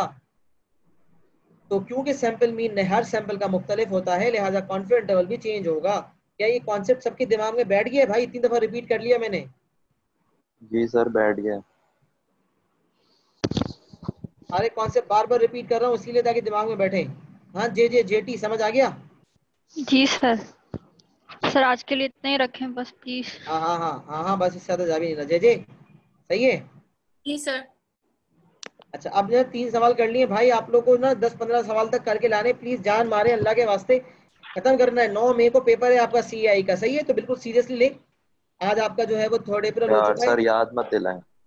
हाँ, तो 3 अप्रैल हो चुका है, 9 मई होगा और रोजे का दिन होगा, उसके लिए तैयारी बस पकड़नी है और आपको। और सर दोपहर का वक्त होगा, ये भी है। बिल्कुल, बस धूप, सख्त धूप, ऐसी हाँ धूप अभी आपकी हाँ सोच है। धूप और दरिया तैर के जाना होगा रोजे में था, और मुंह में पानी भी नहीं जाना चाहिए, है ना, और पहाड़ भी चढ़ना पड़ेगा। अरे वाह, तुम तो समझ गए यार। और उस दिन रोजा भी 2 घंटे लंबा, और बोलो। अरे वाह, माशाल्लाह, जबरदस्त, समझ गया लड़का। अच्छा बेटा, तो आप बात अच्छा समझ लें। सर। सवाल करके ला रहे हैं ना? कल कितने सवाल करके ला रहे हैं? 15-20 करके ला रहे हैं ना? निपटा दें बस इंशाल्लाह टॉपिक सर। को, आज जोश दिखाएं अपना इंशाल्लाह। और इसके मसले मसाइल डील करेंगे, फिर नई चीज डील करेंगे। तो 2 से 3:30 तक का माइंड बनाएं आप, 2 to 3:30। ठीक है सर। सही है? फिर अगर काम हो जाएगा तो सही है, वरना 2 से 3:30 तक का टारगेट रखें। First 30 minutes for problem discussion, next 1 hour for confidence interval for the population proportion. सही है सर। चले बेटा, इंशाल्लाह अपना बहुत ख्याल रखिएगा। सर बात सुने इंशाल्लाह। सर। हाँ हाँ, बोलो बोलो। सर आप ईयरली पास पेपर भी कराएंगे? टॉपिकल अगर आपके सही तरह हो जाते हैं तो ईयरली आप यूं करेंगे, यूं इंशाल्लाह। बहरहाल ईयरली जब करेंगे तो उसकी प्रॉब्लम्स वगैरह हम डिस्कस करेंगे, सही है? ठीक है सर सर। हम टारगेट सेट किया करेंगे कि आज आप ये पेपर करें, उसकी जो प्रॉब्लम्स होंगी फिर वो डिस्कस किया करेंगे। लेकिन इंशाल्लाह ईयरली बहुत हलवा हो जाएगा, टॉपिकल सही से कर लें अच्छा इंशाल्लाह। सर। सर ईयरली हमें कितने, मतलब ए अगर लाना है तो हमें कितने करने चाहिए ईयरली? अरे अगर आपकी सही तैयारी, टॉपिकल आपने पक्की ग्रिप कर ली है ना 10 साल के वेरिएंट्स पे, तो आप कुछ 10-15 पेपर भी करेंगे तो हो जाएगा इंशाल्लाह। सही इंशाल्लाह। जितने कर सर सकेंगे करेंगे, कोई टेंशन नहीं लें। हाँ बेटा, जी जी बोले। सर इस क्लास की रिकॉर्डिंग भेज देगा अगर दोबारा से कुछ सुनना होगा। हाँ हाँ, इंशाल्लाह आएगी तो मैं भेज दूंगा, सही है? सही। चलिए बेटा, मिलते हैं अगली क्लास में। अपना बहुत ख्याल रखिएगा। अल्लाह हाफिज़। कल मिलते हैं 2 से 3:30। अल्लाह हाफिज़। अल्लाह अल्लाह हाफिज़, हाफ़िज़। अल्लाह हाफिज़।